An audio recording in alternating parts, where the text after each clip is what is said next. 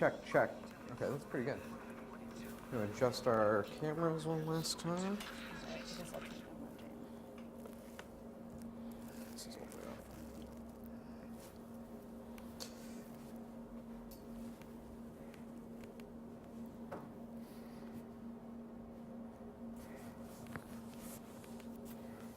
What's up, delay? I'm used to the radio delay, but I'm not. Oh, it's like a 5-minute delay. It's okay. It's unusable. It's so bad. Can you pull that end of the couch out like a couple inches, just so like angle it More basically towards the table? Yeah. Or more. So just we're gonna angle it this way, just slightly.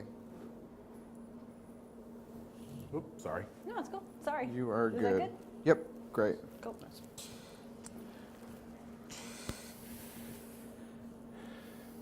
And is this image that camera or that camera? Is what image? This what I'm seeing. The patent Trin image. That's couch image. that camera. I Could hate seeing you on a delay. It's weird. Sorry. God, I was such a loser 5 minutes ago.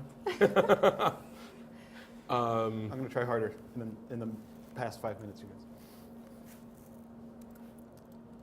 I'm just wondering how I want to sit to look. We're all gonna look goofy the whole time. I don't care about looking goofy. I just kind of don't want to have everyone staring at my crotch. This guy here is like a pretty substantial, just like looking down at the game and everyone's crotch shot. Let me see if I can adjust. Well, that's just, it's something I did when I did the, what was it, the Gauntlet live stream thing. And like everybody else obviously had been, like, we're professional Twitch streamers, and I'm sitting there, you know, and I'm all like spread out wearing shorts, and it's like, hey, look at all my manliness here. I'm gonna sit like this. No, I can't do that. I'm gonna have to do the Picard maneuver a million times. Yeah. I do that with the... I didn't know we were doing video either, so I wore my full-on my geek shirt today. I'm gonna get more Night Vale. I've got an ARC of their upcoming book that They're working on a book. That's Oh yeah, they sold a book. That's It's amazing. gonna sell 1 million copies. But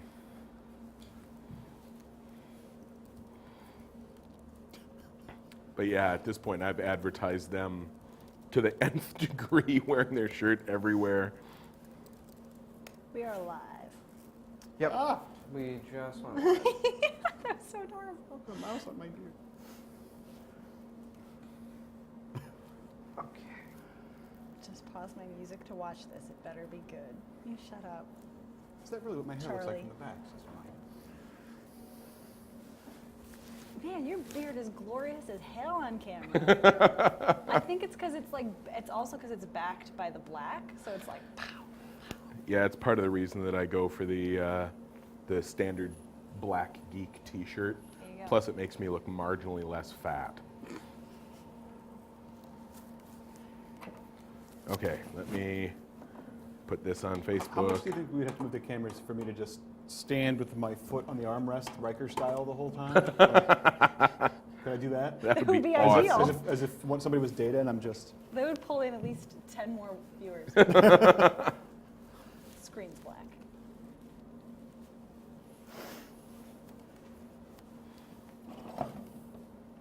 Okay, hopefully I have this link right. And if not, You do. well, on Twitter I know it's good because I just quoted it, and I just put it up on Facebook. It looks like a total garbage link. Oh, I should be able to follow my own link and try it. Pat was pretty cool until he started following his own links. High consistency. I will cop to it. I like my own posts on Facebook. Oh, sure. I do Yeah. it. They shouldn't let you do it if they don't want you doing it. Well, it's not just like, the problem is I have a fan page and my personal page, and a bunch of people follow the personal page that don't follow the fan page. So I usually post on the fan page and then I like it so that it will show up on the your- feeds. Yeah. But it looks so masturbatory. No, it's a hack. It's Yeah. a hack. Yeah, it's a Facebook hack. Okay, good. It is the right link. I have done the thing. Now I can put my phone. All right. I think we're good. Okay.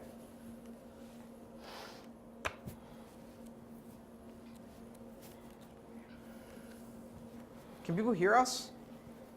Stay on the stream if you can hear us, and we'll know in 5 minutes. All right. You get through there? Yes.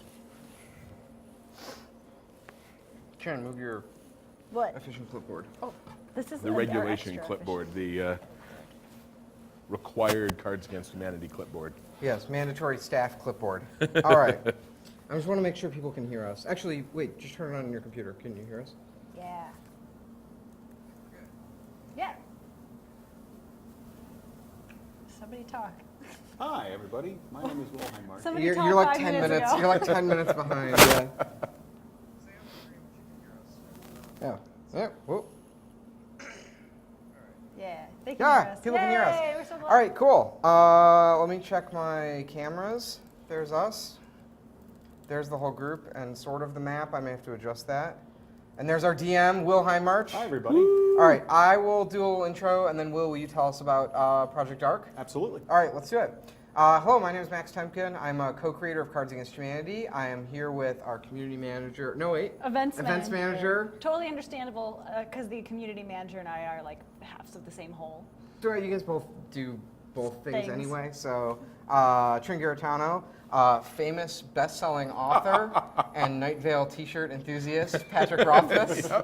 And our good friend Will Hindmarch, a famous RPG designer, a freelance game designer, and you make your own things. Yeah, my goal is to write one of everything. So You're getting there, I really, think. I'm yeah. trying. Yeah. But Will recently completed a Kickstarter for this RPG called Project Dark that really kind of caught my imagination. It has some really innovative systems and some really cool storytelling. Do you want to tell us a little bit about where can people find this game that we're about to play too? Because I assume everyone watching this is going to want to purchase it immediately. Right. So the launch of a print and POD edition is still forthcoming, but there are beta copies and beta editions available. There will be links, in fact, as a result of this at projectdark.net. No hyphens or spaces or anything. And the game is in, as you can see, actually, you'll see on some of the pages here, we have art that is in mid-development, so some things are still uncolored and things like that, but the beta playable version of the game is coming, a free scenario with the quick test rules and everything. So The Kickstarter is already Kickstarter's long done. risen and fallen. Yeah, Dang. Was, Okay. was very I'm successful. a backer. Great. I was living under a rock for I that. don't want to brag, but I did back it. We had two backers, and both of them were Max, which I was very flattering. There was on Kickstarter recently. There was like so Kickstarter now has a robot that approves the projects on the system, and some weird ones have been getting through, which has been sort of silly. I think they'll get better at this. But there was like a free energy machine that got on there that like made it was like something with magnets, and it made like energy. And I was the only backer, and then it failed. I was so sad. I really wanted that thing to succeed. Because then they'd be required to make it, and we'd have free energy. So, Right. Yeah. How could that fail? Yeah. It can't. Oh, that's a shame. All right. Well, should we dive in here? Absolutely. Okay. So the first thing, while I give out the spiel for players new and old, is I'm going to pass out these 3 cheat sheets. These are identical. These are essentially all of the rules that you're going to want to reference during the course of the game. But you can also ask me about them at any time, because I love talking about Project Dark. The core gameplay change-up on Project Dark compared to a lot of fantasy role-playing games or role-playing games of various types is that Project Dark uses a regular playing card deck in place of dice. So instead of the players rolling a d20 or a d10 or 2d6 or anything like that, the players are going to be rolling nothing. Instead, they will be selecting cards and playing them to generate point totals to overcome difficulties and steal stuff from the rich and maybe keep it for themselves or give it to the poor or what have you. When you say we're selecting, does that mean we are specifically choosing, or we're drawing randomly from our deck? What it is you'll have a hand of cards, and that hand grows or shrinks depending on how hidden your character is. Oh. And that's the core stealth mechanic of the game that makes Project Dark the stealth adventure role-playing game where a lot of other role-playing games are focused on combat first, which is great, but we have a lot of those, and I wanted to be able to play stealth-style gameplay at the table, and I couldn't yet, so Cool. I set out to do this. And so the more hidden your character is, you'll hold 2 to 6 cards in your hand, and that's called the stealth level. It equals the hand size. We can track that, for example, on the map using a 6-sided die, just showing how many cards you get to hold in your hand, and then you will pick the cards you want to play. Okay. Each of the 4 suits corresponds to a general sort of approach to play. These are all sample characters. One is kind of aligned to each suit. I want to be stabby. Hearts are the suit of metal. They are a suit of social confidence and savoir-faire and... I want savoir-faire. There you go. Wait, what is that? I That's don't know hearts. that word. That's Starling right here. He's got it. What's the word that you just said, though? Savoir-faire? I don't speak French. I don't know. What's the direct translation? I know it from the King Missile song. Like, what am I going to do with all this extra savoir-faire? No, it's like it's being like extra panache. Yeah. You know, you just Panache out the was. What is wazoo French? That's like the filling in a cupcake. Wazoo. Yeah. Yes. Okay. It's got a certain je ne sais quoi. Got it. So that's hearts. Diamonds is the suit of guile. It is a suit of intellect and ingenuity. It's what your character knows, including what your character knows about things like magic. It is also often used for looting because it is the suit that corresponds to knowing and appraising when something is valuable and therefore knowing the person who would want it, who it is valuable to. But all of your skills will affect that as well. Then there are clubs, which are unsurprisingly the suit of hitting guys and taking their stuff. It is the suit of physical force. So the red suits are mental and social, and the black suits are physical. Oh. You'll see on your sheets the top 2 suits, which are clubs and hearts, are the overt suits. You can't interact with somebody using those suits without them knowing you're doing it. Spades and diamonds you can use on somebody without them knowing that you're picking their pocket or that you're sizing them up. Or what that's have you. neat. And so that means that spades, therefore, is finesse. It is the suit of gliding and climbing and lifting keys off of belts and stealing purses and that sort of thing. The setting is kind of a quasi-Elizabethan fantasy city. So it's a little bit, it's kind of right in the Shakespearean wheelhouse, but visually we also put it in a sort of bounds between the continents place. So it has a certain Turkish or Byzantine vibe to it. The idea is that you can take the city here, the city on the Saturnine, which is on the Saturnine River, and put it in any of a variety of fantasy settings and fantasy worlds and move it around as long as it allows for lots of different cultures and communities to meet in the middle in this city, this great port. So should we divvy these up? Absolutely. All right, let's... I did do that. I did kind of get grabby here. If anybody, if somebody has a burning passion. Oh no, I saw a stabby. That one, the hat. That's me. The hat? Okay. Do you want to, should we show it? Let's show it to the camera. Oh yeah, let's do that. So people can Sure. see it. So this is Trin, stabby. It's extremely. This is, I want to call out, of course, if I can, the art on the cards is by Rachel Kahn, and the art of the figures is by Beth Hobbs. And they just did still. Yeah, it's The a cards little are still in I development. almost which might is be why able you to can do see it more the, on his camera. All right, let's yeah. try that. Okay. Yeah, there we that go. shows up pretty nicely. Oh, smart. There we go. All right, so I've got kind of between the, where are we here? I've got kind of between the monk woman and, oh my God, this badass warrior. Yeah. She's kind of the bandit Dro- queen, and when I described it to the artist decided, Drovane, Okay. that she should have that Elizabethan collar so that she is queen-like. And I'm like, well, yeah, she absolutely has to have that. Okay, great. And then each of those characters corresponds to a deck, so that everybody, each deck is a little bit different, so that not all of the cards in the deck are used by every character at first. As your character would level up over time in long-term play, you would add standard playing cards back into the deck. But so these decks are all pre-constructed for the individual characters. So that is Max and Drovane, that is Pat and Starling, and this is Nistra and Trin. I will hide away this last one. Oh, I've got a cheat sheet. There's a little piece of information. The sheet here on the inside has secret information that only your character knows about the mission. This is Trin, right? That is Trin's character, That's Nistra, yeah. So when you open the decks, what you'll see is you'll have 2 stacks of cards facing each other with a double-backed card in the middle. One of those halves has the jokers in it. You want the half with the jokers in it. Okay. The other half you can just leave in the box. Higher cards are better. Your characters have the ace through 4 of every suit automatically. Every character gets those. And then you have the other cards as marked on your sheet, but you don't have to track that too carefully because they're in the deck already. I built the decks for you. And so that creates a situation where, for example, some of you might have the king of spades and some of you might not have the king of spades. Some of you have the queen of diamonds and some of you don't have the queen of diamonds. And every face card has a special ability that is unique to that character. So even if 2 of you have the queen of diamonds, they don't all do the same thing.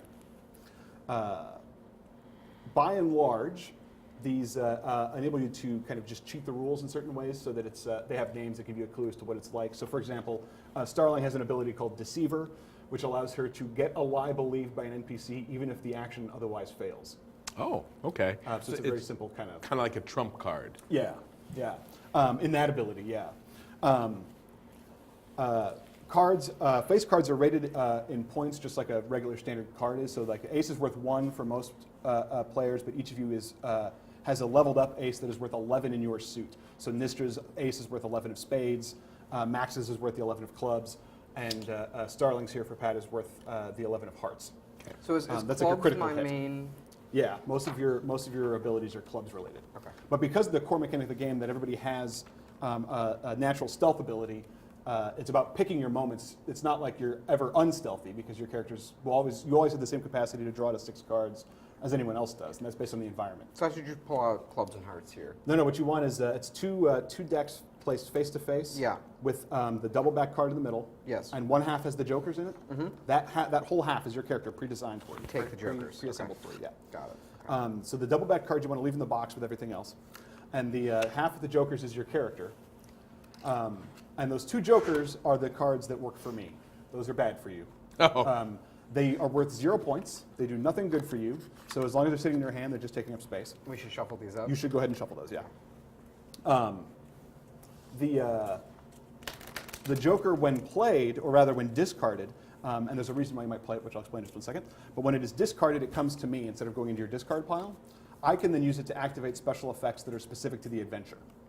So for example, the example I like to use when I teach is if you're sneaking through some room in this Elizabethan manor and you're hoping that the thunderstorm is going to cover the sound of your boots on the creaking floor, and then a flash of lightning reveals you, I can have a flash of lightning change the stealth level by playing a joker. And that's one of the things built into that adventure is, in this adventure, during the thunderstorm, I can play a joker to make a flash of lightning reveal you, that kind of thing. Right. But they're different for each adventure. So effectively, that gives it's the condoned official mechanism for the GM screwing you. Right. It's all the things that go wrong on the job Right. that twist up the heist logic. Yeah. Right. The reason or the way that you would play a joker is after you play cards face up for their points, you can play any other cards you want face down to get certain bonus effects. And those are listed on the bottom of your cheat sheet. And they do things like +1 lie believed, or +1 turn distracted for an NPC, +1 tumbler picked in a lock, something like that. And every card face down lets you get a bonus if it succeeds. But once you start playing cards face down, that's an indicator that you're not going to be playing cards face up anymore. You do that last. In other words, the more high cards you have, the more cards you have left over to add bonus effects, because you can hit the same total of, say, a 10 in 2 cards and 2 5s, rather than having to spend all your whole hand building up to it. Right. The way to know what a good number of points is to imagine that whenever you're performing an action, I rolled 2 6-siders, because there are 2 factors from 1 to 6 that indicate the difficulty, and those are the action itself, the obstacle, the thing that you're doing, like how far are you trying to climb, how heavy is this thing you're trying to lift off of somebody's belt without them noticing, and the other thing is the opposition, and that is the NPC's ability, their innate stats, which come in the same 4 suits as yours. They just don't have special abilities, they just have the 4 suits, which is a number from 1 to 6, or higher for supernatural creatures and dragons and monsters and things like that. So it's as if I rolled 2 6-siders, so the average difficulty is 7, and anything under 7 is pretty easy, and anything over 7 is pretty hard. And so among other things, that means that if you ever play 12 points of cards, you know you've got it. I see. So you know that you can do it. You can guarantee your success, but you're kind of shooting And your whole... How does the spread work? You play multiple... So you play one card, and if that card is suited to the action that you're taking, then you can play another card. If Got that it. card is suited, you can play another card, and so on until you either choose to stop or play a card that is not suited. Okay. The way you know what's suited is not just from the suit, because a lot of actions in an RPG, right, are going to be not clear-cut. So what happens is you declare one thing to be suited. So you might say, I'm going to grab this guard by the shirt collar, especially the club's character. I'm going to grab this guy by the shirt collar, and I'm going to say, listen, you give me that key on your belt, or you're going out the window. I'm clearly, Max might say, using clubs because I have all these clubs in my hand and I know I want to use them, and I've woven that into the description. And I would say, okay, well, it's also hearts because the character needs to know that you mean it. So you name one, I name the other. Those are the two things that are suited. Oh, okay. Every once in a while, we'll find a situation where we agree that clearly one thing is suited, and that's fine. That's totally legal. But when that happens, it's usually because the player is in a situation to say, look, I have all these spades in my hand, so I don't really care what else you name because I'm just going to play spades. Right. And that's completely legit, is to spin the way your character's acting based on what you have in your hand. Because in part your character's built to reward a certain kind of play, to approach things a certain way. But also because it kind of helps define that your character's in a mood, right? That you're like, so maybe the right thing to do here is to sneak in, but I've got all these clubs burning a hole in my hand, and I've had them most of this game, and I really want to use them. And so, you know what, my character's getting a little impatient, and I think I'm just going to kick in the window, or whatever. So interpreting the hand as you get it is part of the skill of play. Could we actually run through a quick, like just that scenario with Max to see how it plays out before there's before I'm going to get burned? Yeah, sure, absolutely. So actually, I think I can do a wipe. Wait a second. I think I can do a wipe to start the game. Nope. Oh my god. Oh, Try wait. again. Wait. Yeah! We're in it. Oh my gosh! I didn't do it. So this will be actually a little prologue action to the scenario I'm about to set up. So this will actually matter in the fiction. This will actually matter in the game. This will occur, but it won't. You can't accidentally throw the whole game off the table. We won't all have to go home if you screw this up, Max. But don't screw this up. So the scenario here is that there's a guy named Bonolo the Sage, or otherwise just known as the Sage, and he is being escorted through the city on the Saturnine to a hiding place because somebody has recently stolen an artifact, like grave robbers, out of a tomb that people thought was gone forever, and he knows how it works. And nobody ever thought to be worried about it before because he's the only guy who knows how it works, and also because they thought the thing was gone forever. So it's like his archaeological knowledge, or he's kind of a John Dee kind of guy, right? So he's an astrologer and an alchemist. And there's a dozen of these guys in the city, and he works for numerous people, but his landlords are a family called the Larks. Following him through the city is not impossible, but you don't want to be spotted doing it. In this case, for example, Max, what you want to do is follow them through dusk, through city streets, to find out where they're going to put the Sage for the night before they can hand him off to the Queen's kind of royal guard / detectives called the Kingfishers. These are the big guys. And we want the You want to know where the safe house is. So you want to stay with them without being seen. Okay, tell me more about the Sage, because I had a bunch of stuff written about the Sage in my card. So the Sage Bonolo is he's an older gentleman. He's kind of a late 60s, early 70s guy. Long hair, but it's the kind of hair, right, that he's got it always back in braids and stuff for so long that it's just kind of formed its own. It's been knotted and stuff for so long, and given a kind of Shakespearean style of dress and cleanliness, he hasn't gotten a haircut because the guy leaves the house 4 times a year, right? He barely goes anywhere. But he's got tiny little wire rim spectacles, a couple of big warts in his face, and he wears a skull cap. And he's well known that he is, because he fancies himself a wizard, that he has a familiar. In this case, that is an animal that serves him, and it's his cat. And so he's bringing the cat with him because he was expecting never to come back to the city again. The word on the street is that because the people who stole this artifact can't do anything with it, presumably, without him, the Queen is having him sent off to a group of people called the Didariad, and they are another royal family. And so the families in play we need to know are the Larks and the Didariad. And you don't have to say their names correctly because the Didariad is a funny name, but I like saying it myself, so I'm going to keep saying it. Say it once. Didariad. Didariad. Okay. Exactly. They are a wealthy family from who have a lot of roots outside of the Queen's purview. So they're not completely loyal or subject to the crown in the same way that your characters, in theory, would be by being citizens of this city.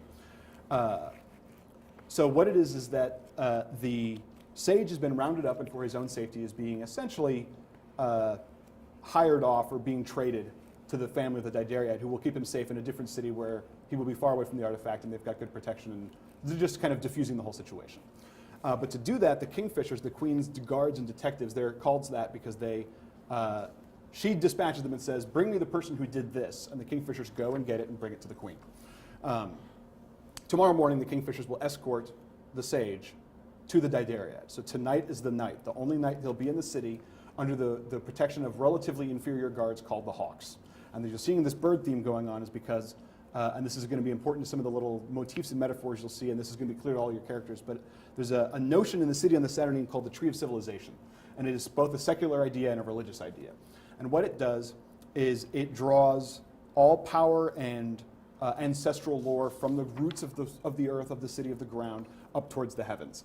And that creates this philosophy, which is, and stop me when this sounds familiar, that even though everyone dies and goes into the ground and therefore feeds the tree raises out of the ground over time, growing taller towards the heavens, but never quite reaching the sun. And the wealthy all have adopted, and the rich and powerful adopt houses with bird names because they nest high up in the branches. They will generate fruits and nuts and such in the trees and the branches that eventually will fall and feed everyone below them, while everyone else tends to the tree to keep it strong.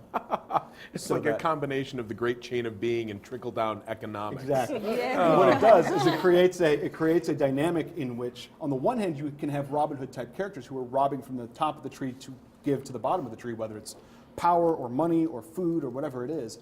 But because the Tree of Civilization is also a religious construct, because the primary church in this setting are called the Descendants, or the Temple of Descendants, ancestor worship is the order of the day. So your ancestors are in the ground, they have become part of the tree, they are being fed, but they're feeding the tree now with the last of their essence.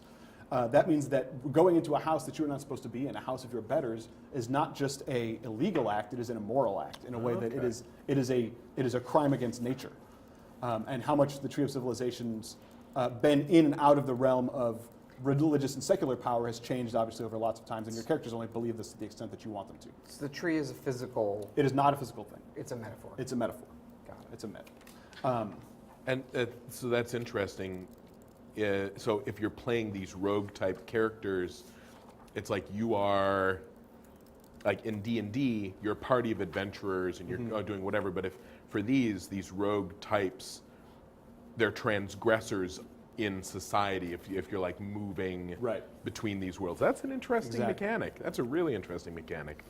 And then there are a lot of metaphors about where the tree came from and histories and different histories. I mean, you might see some of that, but what's really important to know is that notion of the power rising from the ground. The queen lives at the top of the tree, which is to say that she's important and she's vital, but she is not divine. She is still of the earth. She is still an earthly figure.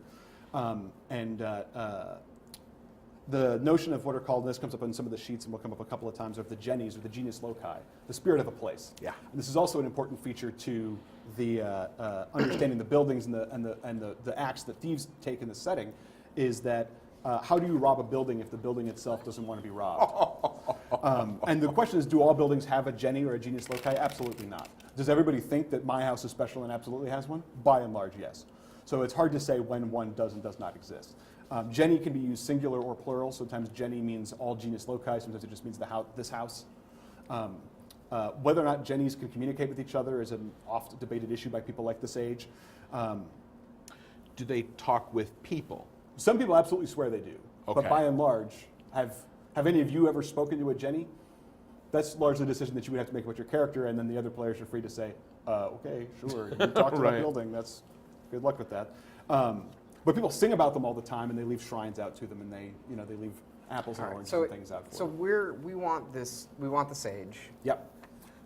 And part of the sage's history is that he is a communer with Genies, which is why I bring this up. That's part of his livelihood. And the sage could help us with future break-ins. Yes, and he can also make it so that if you can both get the sage, then you have strings to pull with whoever has the artifact, like the stolen grave-robbed artifact. Okay. So he's going to be worth a lot of money, whether you actually take the information from his mouth, whether you steal his books, or whatever it is. Can we kidnap him? Absolutely. Okay. In this particular scenario, the three of you do not have a client. The three of you are undertaking this on your own. Independent operators. I like this. So the task then for Dravain is, in her expertise, not only as a housebreaker and a sneak thief, but as a figure of clubs, is to some people probably know who Dravain is, so she can move around and she knows how to both be seen and not be seen. But so she wants to follow somebody in the way that she might, as a club's character, if she wanted to rob them by force, but she wants to stop just short of force because she can see very quickly that the sage is being escorted by 7 hawks. That's 7 guys with like short swords and banded armor and helmets. That is a display. That And is that's them one saying, of that's the house. those are the mercenary police type people Got it. they're the most that everybody who's not noble and regal can hire, and then the queen has her personal kingfishers. Got it. And so the hawks don't cut it as kingfishers. Okay. And who? Sorry, Yeah. I know you said this. Who's got the sage? The Didariad? The Didariad are picking him up tomorrow morning. Got it. Tonight it's the Larks who are taking hold of him. We're going to Got it. give him protection until the Didariad can collect him. And do we know like what his position is here? Is he like, boy, I wish I could use this knowledge I've spent my whole life acquiring to do the thing, you know, and effectively he's being unwillingly shuffled off? Right. This is a great question to show sort of how your skills work, which is to say that the amount of information I give you to answer that is based on how you want to get that information. Okay. So on the right side of your sheet, you can see you have skills, and they come in 3 flavors: knowledges, social skills, and physical skills. You either have a skill or at a certain level, or you don't. So they come in 3 types, which are going left to Actually, right. here, do we want to make it maybe? Yeah, I'm gonna go adjust so camera- that we can see down Yeah, on I the think table. that's a great. good Okay. call. Yeah. And then we can show off the sheets and when the cards are being played. Awesome. Yeah.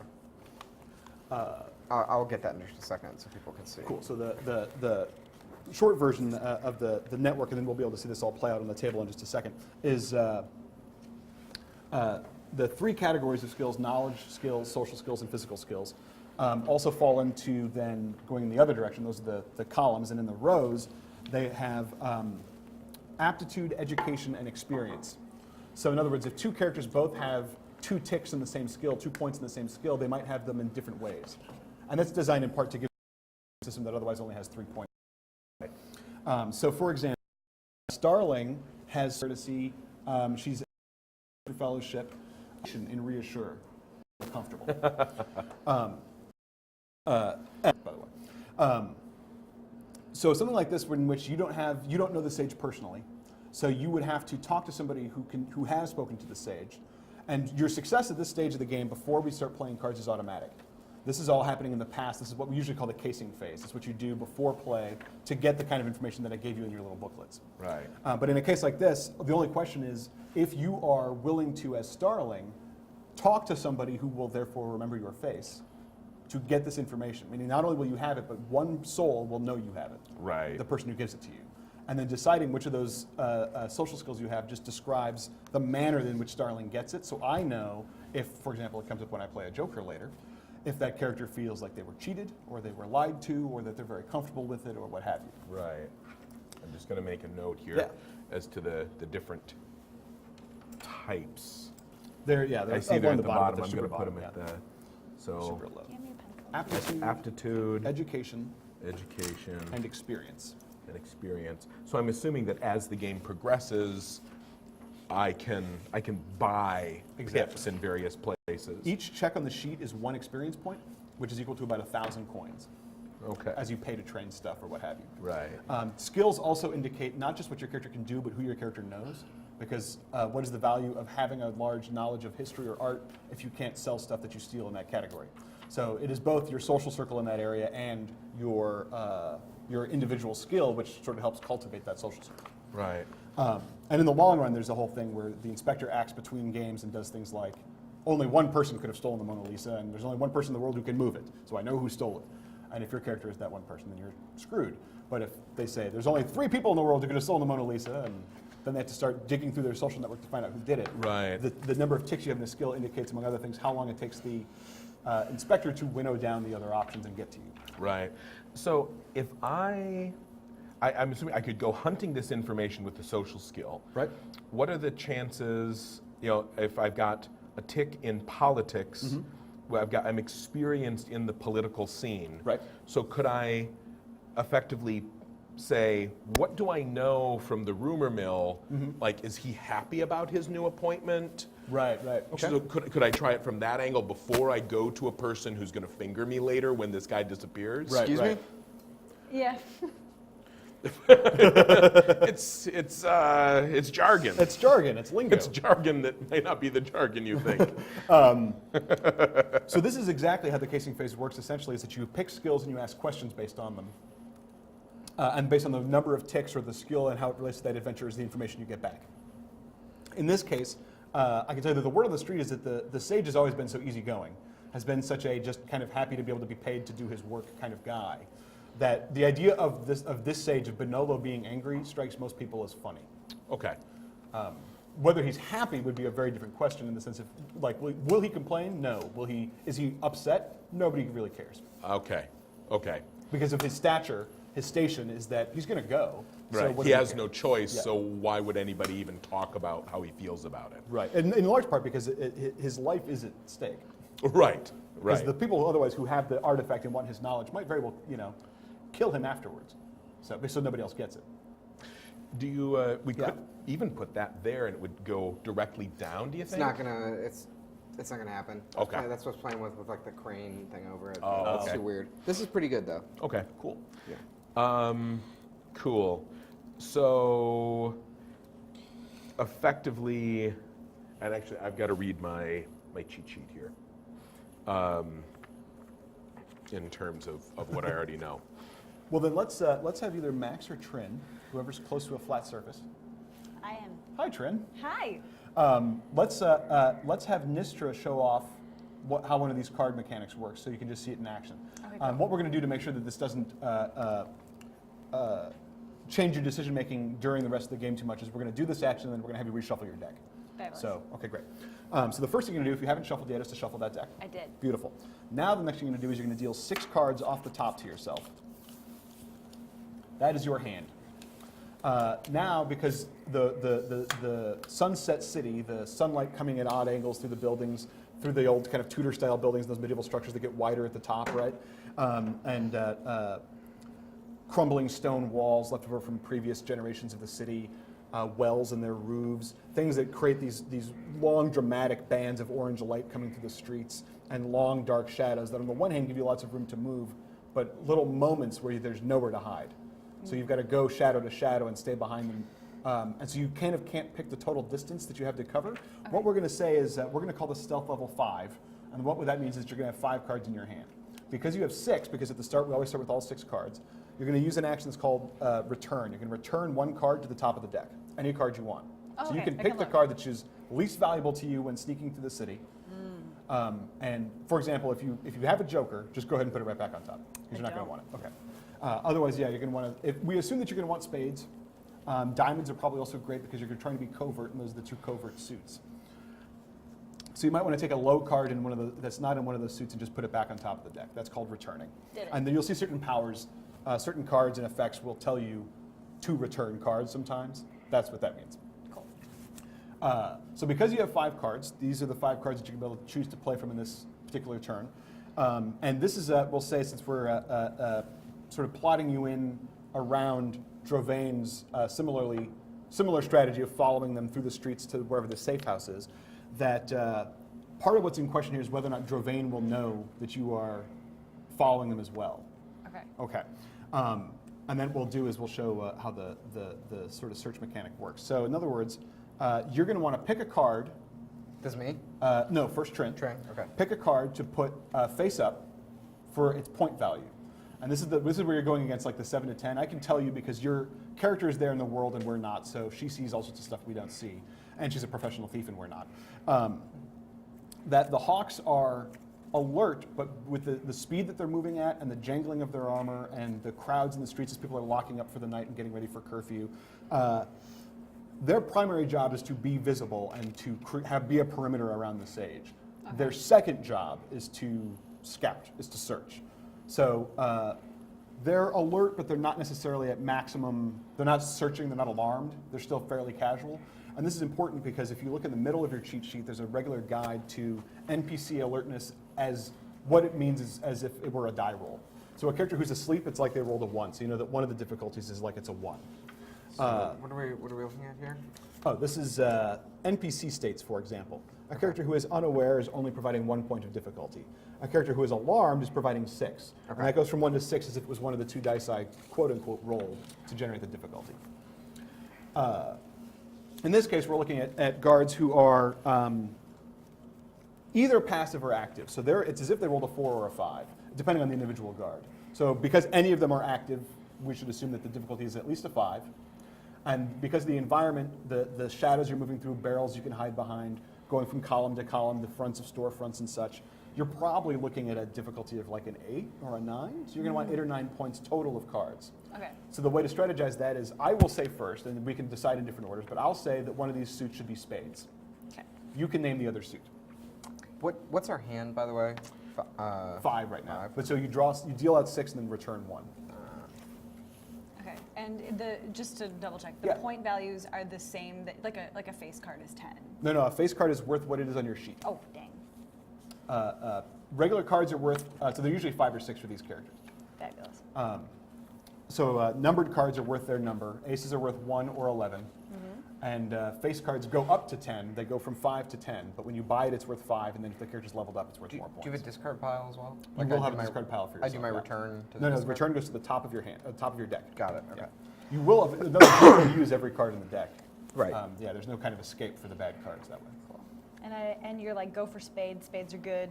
Do your thing with spades. So if you play spades, they'll play faster. If you have multiple spades, you can play them in a chain.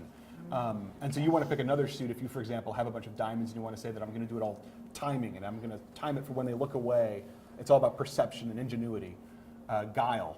Then you might say diamonds. If it's going to be hearts, if you're just trying to blend in, you're just trying to look like somebody rushing through the street, you're trying to pretend to be somebody you're not, that's hearts. If you want to climb up to the roofs and run around roof to roof, that might be clubs. Okay. So I'm gonna go with. In fact, this is actually a great opportunity. Let's go ahead and, because I don't roll dice at this stage, so I can't screw with you. Good. So go ahead and put your cards where we can see them, so we can see the decision-making process that you're going to make. So I was like, You gotta go way over here. I can't reach. There we go. I have stumpy Thank you. arms. I was Oh, leaning nice hand towards job. my ace because I mean it's an ace. It's 11, and Right. then I could just club the shit out of this turd with my ace, right? Right. So yeah, the ace of spades, which for you is worth 11, that's essentially your critical hit. That's Yeah. that's the best card in the Let's deck. for you. murderize this first Wait, turn. we and both use my have ace. 11. You each have an for 11, clubs? but in a different suit. No, I'm clubs though. Oh no, Trin of spades. Trinity of spades and your And I'm clubs. clubs. Spades, Got it, okay. Clubs. So in this case, if you did it with spades and you played just that one card and it's an 11, you would be able to follow them right to the hideout. They would never have any idea you were there unless the difficulty were at 12, and it's not. Okay. And the rest of these cards would just stay in your hand for later play. Let's do that thing. And just out of curiosity, you have the Queen of Diamonds here on your sheet. What does it say that does? The Queen of Diamonds show is off. brilliant recovery. Play this card to swap it with a card in your discard pile. So that lets you use any other card again Okay. once you've played it once. Right. I was Yeah. going to say I don't have. You have a no discard pile yet. But then that ace will be my So you discard could pile. reclaim your Right. critical So- hit. Where do you have that? This is the best turn possible, basically. I'm killing it. Okay. Yep. Everybody's face cards are different, so everybody has a different. And if you actually look on the character sheets, there's a little dotted line that indicates where the covert skills end and the covert abilities end and the overt abilities begin. Oh, and it's here. different on each one of them, but it shows where the clubs end and the diamonds begin on your sheet. So if you're ever curious, that's what that dotted line Right, is. so I It's a have a different spot. little bit more covert Right. coolness than you, but you're more physically apt. Yeah, I'm not so much covert as just like bash people a lot. Yeah. So I can tell you that in this scenario, which is Pretty called cool. Get the Sage, is the Sage starts in the safe house. This is all prologue, so don't get yourself killed before we get to the safe house. Yeah, That's when I have a for map and races. everything. Yeah. But what's important here is, so you play one card face up. The rest of Get it. these stay in your hand, so you can take these back. Thank you. You played 1, you got an 11. Yeah. That indicates two things that will tell us two things. At the end of your turn, you always draw one or more cards. It's always one at least, so you can always draw one at the end of your turn. And it's more if you're so well hidden or I know nobody's searching for you, I can always authorize you to draw more cards. So you might want to check and be like, so how hidden am I? Right? And I'll be like, oh yeah, don't worry about it, you can draw more. When you're actively being searched for, that number is always 1. And then you want to take an action called hide, which means draw it at the self level. Draw as many cards as you can legally. But that's because when you're being searched for, we're going second by second, and when you're not, we're not going second by second. Okay. But so one card face up generates a number called suspicion. Suspicion is the number of cards played face up. NPCs have 3 stats that you guys don't, and one of them is how many cards played face up it takes for me to start searching. In other words, for me to go, the hell was that? Did you hear something? Right. Oh, I like it. Now, so one card is very, very low. It's the least it could be, right? So nobody's going to have any idea you're there. I'm hidden as hell. Yeah. Yeah. Are you like on the rooftops or something? Are you below them, like watching them through bars in the street or something? Or I like the idea of like Spider-Manning on the rooftops for a little bit, like very just kind of like peeking over it, being like, "What's up?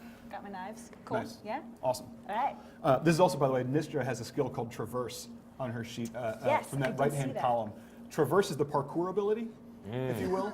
Every tick in Traverse is the number of stories of a building you can move without having to make an action out of it. You can just, so if you have 2 ticks in Traverse, you can just go up 2 stories on the outside of a building, no problem. You can go down 2 stories, no problem. You can go across essentially Here, 2 lanes of traffic can I put your on sheet a, on on a, there? Oh, on a yes, pillar yes, you or a can. post or a rod, no problem. Look upon me. So you're pretty much, you can do like the Peter parkour thing. Yes, I can. Boo. No, there's no booing that. That was top shit right there. That's going to be the high point of the game for me right there. Well, I should just go. Yesterday, I was napping on the couch, and my cat wanted to play, and she got up on the like arm of the couch, and she like Spider-Man. She like put her face, she like put her nose right on mine, and she like Spider-Man kissed me upside down on the couch. Your cat is so much better than all 3 of mine. Oh, now that's on the Spider internet, cat, Bill. cat. Your cats will know. Oh no. She doesn't know how to use the internet. She's extremely stupid. It's like my dog. I just learned the other day, my dog is a terrible driver. Wait, I can draw. Wait, can I draw an extra card because I'm so goddamn hidden right now, or just? No, this is what's interesting. So you draw one that would take you back to 5. Yes. So you have 5 in that. your hand. The number of cards in your hand, which is of course, like I said, the stealth level, that's the number that I roll against if I do get to search for you. So if this number is too high, I will roll a number of, I will roll 1 die, and if I roll lower than the number of cards in your hand, so next, if I roll 1 to 5, then I don't know you're there. Okay. And in this case, I don't even get to roll because you beat the difficulty, so I can't roll. But if I hit a 1 to 5, I don't know you're there. If I roll a 6, I find you. If I tie, if I roll exactly 5, I don't know where you are, but I'm not convinced that I'm alone. I'm suspicious. And so in other words, at any given time, whenever you're sneaking around the environment, it's up to you as a player to decide, I'm just going to let you roll, or I'm going to make an action so you can't roll. In this case, what we did was the action was a stealth action so that I don't get to roll at all because you succeeded. Yeah. So even if you had failed, I still would have had to roll to know that you were there. And I would have rolled against the 5 cards in your hand. Cool. Okay. So this is the top of your discard pile, although like I said, we're going to reshuffle in a second, which Thank is you. actually now it turns out not in your best interest because you had a killer hand. But and what I can tell both of you, Drovain and Nistra, who are following around this whole group, and we'll assume that Starling has been able to find out the patrol route or something so that all 3 characters will be together at the start of the adventure, is that the Hawks are taking the Sage to a tower that is in the courtyard of like an old inn when inns were built kind of off the street and you'd bring the wagon in and everything. So it's in the old courtyard of a building that has essentially been turned inside out. So it's the backs of a bunch of little buildings on a square and form a little courtyard, but all those buildings now face the other direction. So it's like being in a spacious back alley. Okay. Big enough to hold this tower. All right. Let's really quickly, Yeah. let's set the scene for anyone who joined a little late. Oh, great. Really Okay. quick. Sure. Be a good broadcaster. All right, so we are here at the Cards Against Humanity studio. We're playing Project Dark, which is Will Hindmarch's new indie RPG. It was started on Kickstarter, and it will be out eventually. Spring and summer in different editions. So, Oh, yeah. wait a minute. Yeah. This spring and summer? Yeah. That's exciting. That's like happening. Yeah, it's like Yeah. very soon. Okay, that's very I'm exciting. hesitant to say a specific date and be wrong. Okay. But it is very soon. I'm Max Temkin. I'm a co-creator of Cards Against Humanity. This is Trin, our events manager, and world-famous fantasy author Patrick Rothfuss. How do someone introduce you even? I don't know. I kind of let everyone do what makes them happy. Okay. The best I've heard so far is International Man of Mystery. That's pretty good. Yeah. Beard haver. Beard haver. Accomplished beard haver. That's Patrick what my Rothfuss. business card says. Beard Beard grower haver. extraordinaire. All right, Cultivator? so in Project Dark, we are a band of thieves. I'm kind of the awesome combat character, and these are my sidekicks. That's how I would describe it. Where are my knives? Trin is sort of a stealthy rogue Yeah. character. And I'm almost thinking of this as like the face. You know, like Yeah. she is the con artist Now, is there a disguise? You kind of look like skill? Cressida from the new Hunger Games. A little bit. That was yeah. that was one of the touchstones for the haircut. Yeah. Oh, cool. I loved her hair. So. Natalie Dormer. Natalie Dormer. My girlfriend. Sorry. Hope Jen's not watching. Sorry, Jen. So, is there a? There is no one skill for disguise. What you see is there are 4 spots up the top here marked disguise. Oh, right. Okay. And what a disguise is it essentially lets you build a second hand of cards, and it creates a second stealth level that goes up to 4. So these cards would go face down, and that is how hidden you are by your disguise. Wow. Yeah. Okay. That's very cool. And it lets you have more cards in play, because you're kind of juggling both who you are and who you claim to be. Wow. Okay. So here, I'm going to show that on the thing. Yeah. So the way it works is on the character sheet, you've got these 4 slots up top. Right. And then 4 on the bottom, and the cards kind of... The cards on top are the You play them disguises. face exactly. down in here. You Yep. play cards face down to increase your disguise. And these are cards out of your hand if you take damage, is Yep, that correct? exactly. So these guys slot in the bottom. The ones on the bottom you see are marked bruised, bloody, limping, and broken. Wow. And these cards usually come off the top of your deck. I think we don't have a character today who has an ability that does otherwise. But they come off the top of your deck, which means 2 things, that if you've been hiding a joker there, then the joker goes down here, which means it comes straight to me, and then you put another card down there. Otherwise, it means that you often will know what is at stake if you get injured. It's the card on the top of the deck will end up down here and out of play. So if you're keeping a really sweet card on top of your deck, and you get, if you will, stabbed in it, then you get stabbed in the ace of spades and it ends up wounded, and you know that you can't use it now. All right, Will, can you give us a quick overview of what our mission is here? Absolutely. City on the Saturnine at night. The sage has been installed in his safe house in a tower in a back courtyard deep in the sort of dankest, smelliest, gloomiest, mistiest part of the city. Water drips down into puddles where rats drink by the half dozen. Crows and ravens are gathered on the roofs of buildings cawing at each other. You can hear the wind blowing through these empty, half-derelict structures, the shutters crying on their hinges. And at the center of this, in a part of town where people like yourself might go, but the people that you prey on wouldn't be caught dead, is a tower owned by the Larks. This paper is yours. You can write on it, draw on it however you want. This is what you can kind of make out from its architecture and the shape of the building. This is a real building, by the way. This is not the final version of this map. This is a building drawn from history, although I can't remember which one now. But so it is a 5-story tower with a door on the 2nd floor, what we would say the 2nd floor, with stairs going up to it. Lights on the inside, clearly a lived-in, livable, renovated building. Stonework all over, narrow, arrow loop-like windows with leaded glass, little hinges and such in them. It's a bland gray stone tower with a red slate roof, smoke coming out of the chimneys.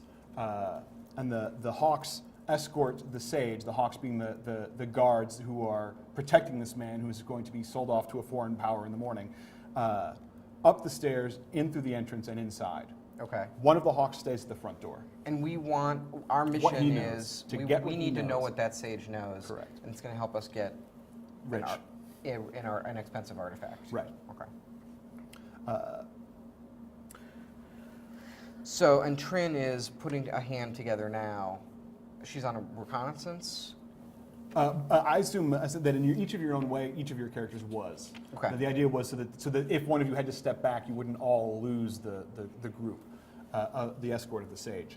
So that now when they enter the safe tower owned by the Larks, the noble family of the Larks, the lot of you can kind of convene in one of these empty buildings nearby and come up with your plan or how your method of approach. There's a cellar with 2 doors, sort of a basement garage, if you will, for horses and storage. And then you can tell through the windows and the kind of nature of this sort of building that the 2nd and 3rd floors are actually essentially one floor of giant vaulted chamber with an arch in the middle, wooden banisters that go across to hang chandeliers and lights from. And after that, the 4th and 5th floors are private bedrooms and attics and things of that sort. The whole place is lit up on the inside and outside so that it won't attract attention. There are no torches lit, no lanterns burning, nothing. So out here on the outside of the building right now, it is a stealth level of 6. It is as dark as it can get. It is incredibly easy to move around. I have to roll a 6 to even get suspicious that there's somebody out there, and because I can't roll a 7, I can't actually find you out there in the dark. I'd have to open the doors to let light out, come out with a lantern, something like that. All right, what are we? So we're looking at I'm looking at the building here. Yep. This is the ground floor. Yep. What are the entrances? Help me The understand entrance this is now. here. Okay. There this are is stairs below up. ground. This is the ground floor, and then there are stairs that go up to the raised floor. Got it, Of okay. the second floor is the first floor, Okay. almost like a gray stone or brownstone kind of style. Got it. And then these are just the same floors, showing how they align because I couldn't get them all to fit on the page. So Okay. this is this floor, this is this floor, this is this okay. floor, this is and so forth. So it's, yeah. Now, just a question about what because we're self-motivated here. We're Yep. independent contractors. What we really want is as much information as we can get. Like, so either information from him, you mentioned like his books or whatever. Right. Or I imagine ideally we would manage to get the man himself. Right. The question with something like that is just in the long term is whether or not dragging him around is more trouble than it's worth. Right. But yeah, that would be a win as well. Yeah. And so, in terms of, we mentioned it briefly in the prologue, like finding out if he was happy being carted off. Would I have the opportunity to try to dig up that information in prologue to know that, like, because it's one thing to kidnap a guy, Right. it's another to potentially say, come with me if you want to live, Right. Right. Could I go digging for that information prologue-wise, or would I be doing that now starting at the start? No, that's perfect prologue material. Okay. Yeah. That would be like something your character's already done that brings us here, so she knows what all to bring with her. Right. Including like how much it would take to bribe him or anything like that. Exactly. Gotcha. Okay.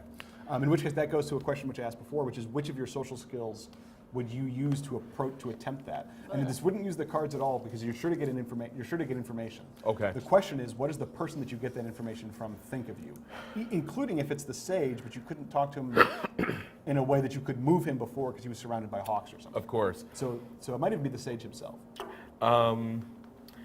Assuming now the house that he's been with, is he still, well, he's kind of a shut-in, you mentioned. Yeah. So the Larks have kept him on not a terribly short leash because they know that they can keep an eye on him. Other houses have been able to hire him to do research and so forth. The sage. The sage. Yeah. So I in the probably would try to kind of infiltrate and like get to know him a little bit, maybe pose as a servant or something. If I'm assuming somebody comes in to clean his house, he's not going to do that himself. Right. And then, get to know him, and then I couldn't risk saying, so if someone were to kidnap you, how'd you feel about that? Right. So I'd have to like be around him and kind of slowly win him over and get him talking about his life, because even if he, even if he's fairly close politically, about his, like what he really feels, everybody talks to the servants. They're kind of invisible. So I think that's what I would do. I would do charm.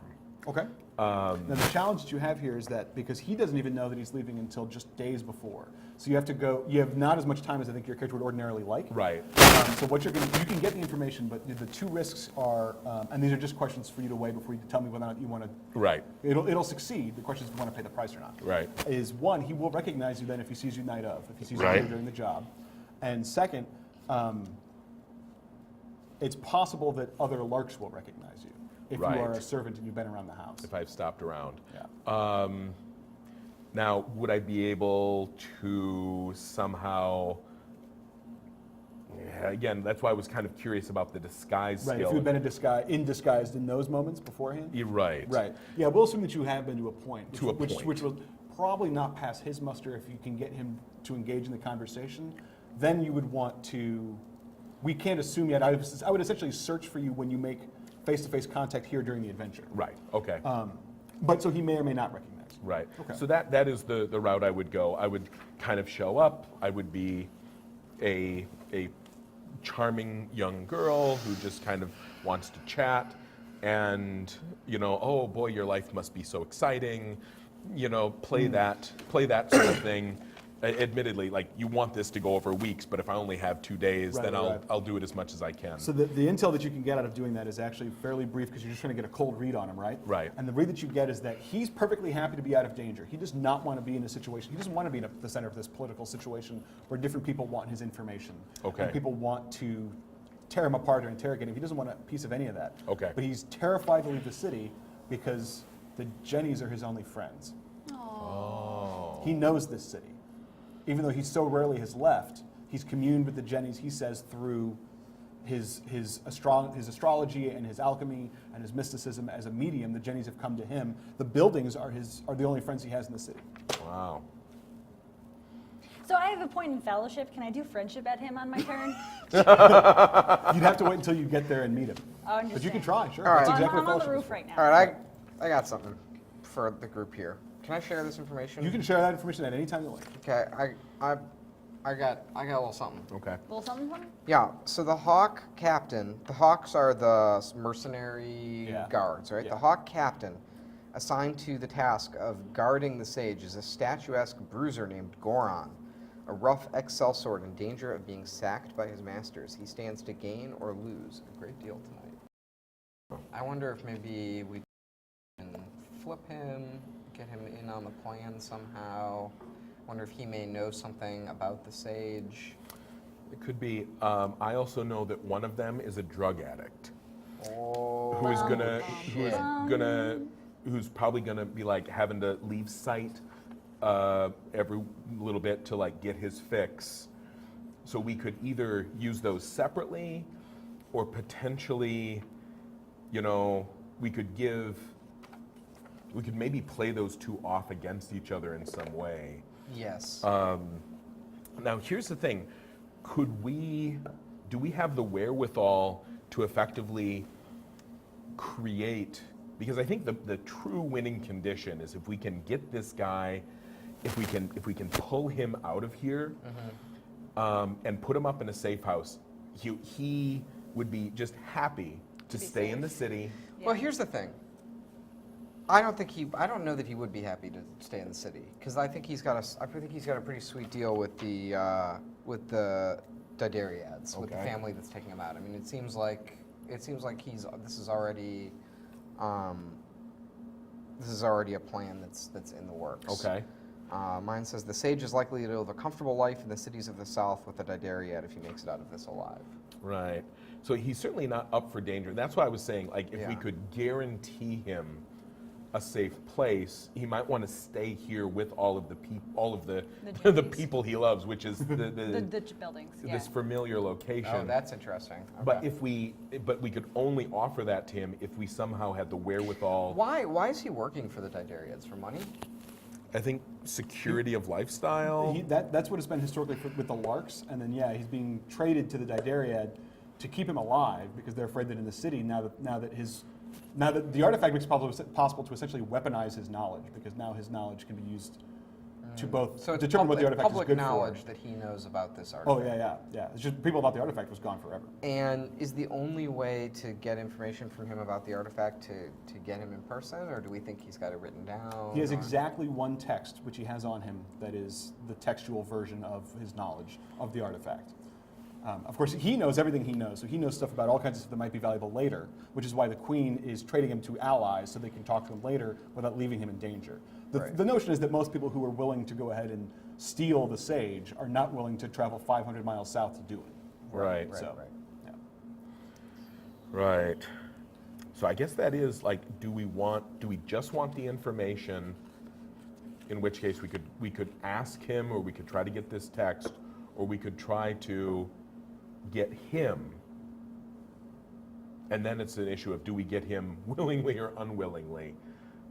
It's going to be hard to pull him out of there unwillingly. Well, I feel like maybe here's the plan. I feel like we need to get in this building. And we need a face-to-face with him. Yeah. I think that's you. I think we Okay. got to get you in there somehow to talk to the sage and Okay. find out what he wants. And if he is into this exchange and he's ready to leave the city, then we bonk him on the head and we take the book, which is the second best. So here's the thing about that. I have a piece of information to share, and I Okay. wasn't going to tell you shit because I'm a stabby secret person. But, So the artifact has no value without the sage's insight. Right. So if we bonk him on the head and take the book, then it's kind of pointless. So I would say we need to find a way to make him come willingly, or else we just have a book. We just have it. I think most problems can be solved by Bonking?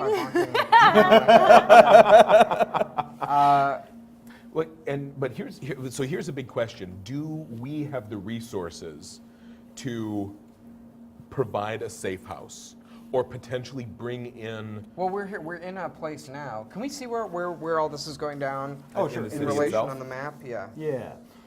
So it is between major streets in, where we go? Here it is. It's north of the Broken Mile, the street here, and this block by this crumbling wall south of Kingfisher's Walk. Okay, and that's the house. Yeah, the safe house is in with all these buildings here. It's in off the street. And where's the house that we're breaking into?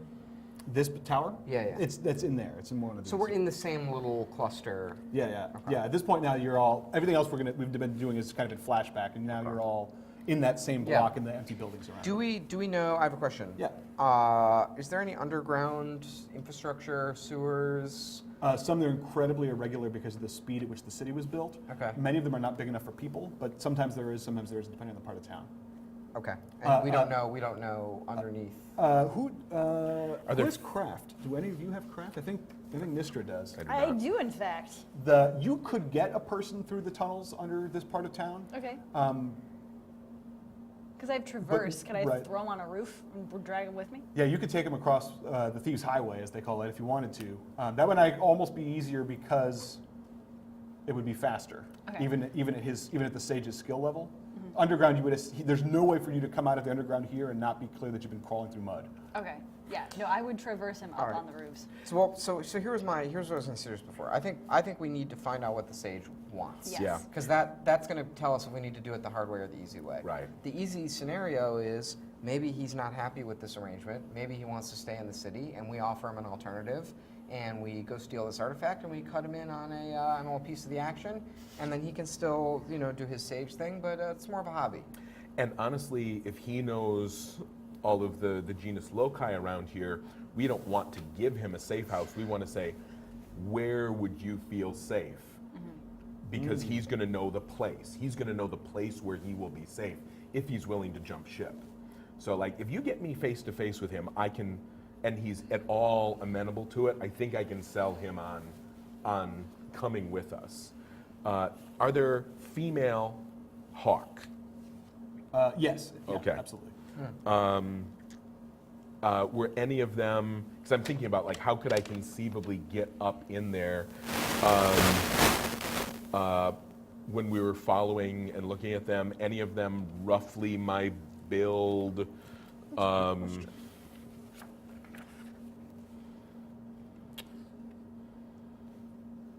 Because I could try to, like, Yes, there's one named Alessian.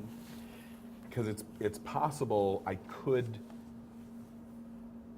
potentially try to, like, work my way up the inside, so long as you guys were, like, willing to crash through a window when it went wrong. Because if it goes wrong and I'm in there with, like, 6 angry guards, there's only so much I can talk my way out of. I have another question here. Yeah. The Larks are kind of trading, selling the sage to the Didariads. Right. How much bad blood is there between those families?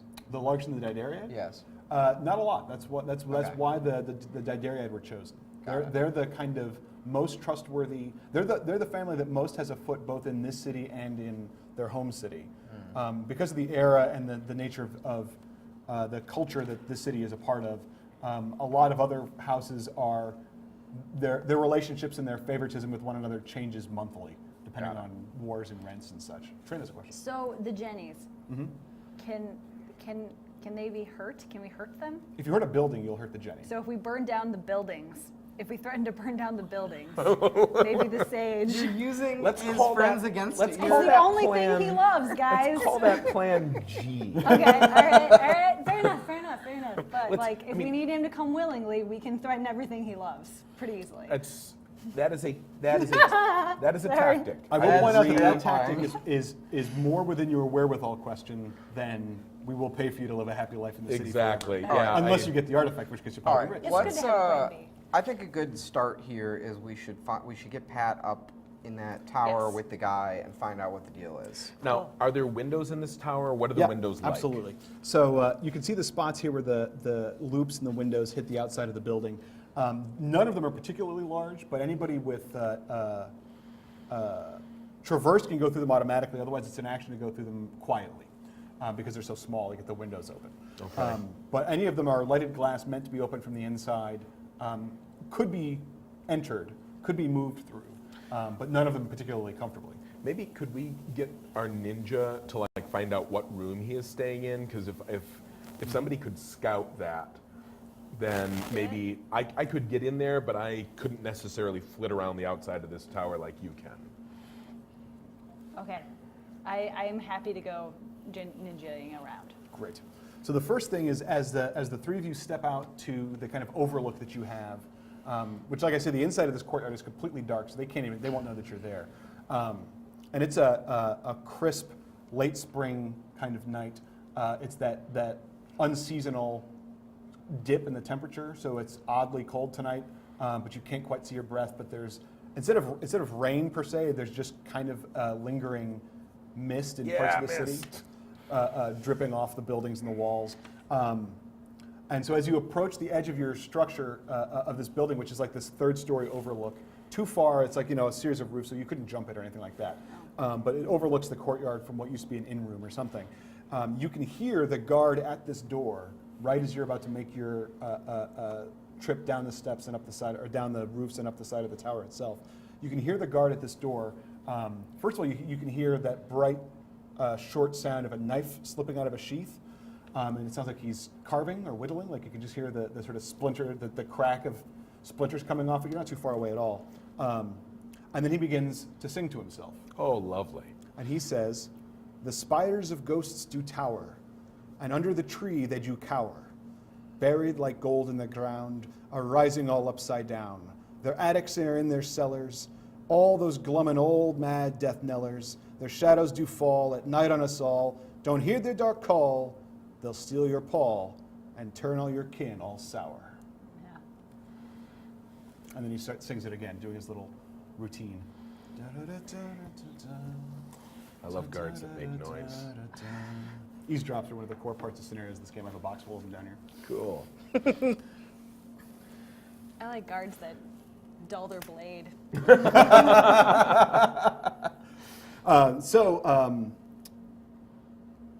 You can scale any one of these sort of faces of the building. Okay. These are all, since they're on the table, actually. I have enough. I don't need one for myself. You have 2 ticks in traverse, right? Yes. Which means you can get to the 3rd floor because you start out on the ground floor. 1 tick would take it to the 2nd floor, and the next one to the 3rd floor. You can do that automatically. You can do that. That's like just quick bounding up the stones and then clinging to the side of the building. Fabulous. You can essentially do it again using traverse if you wait and let everybody else take an action. And then ordinarily, when you're timing everything out, that's important. But in this case, where you're waiting, then you guys, your actions would just be to pass. And you should then So just let we it climb can't to the end. access from the roof because this is taller than the surrounding buildings. Right. Okay. So I'm a force character. Mm-hmm. Could I sort of hurl Trin up to say to? To get her a start on the climb? Yeah, basically Like- to save her one of those Like a checks. Gimli. Yeah. Oh, and you have a tick in Hall, right?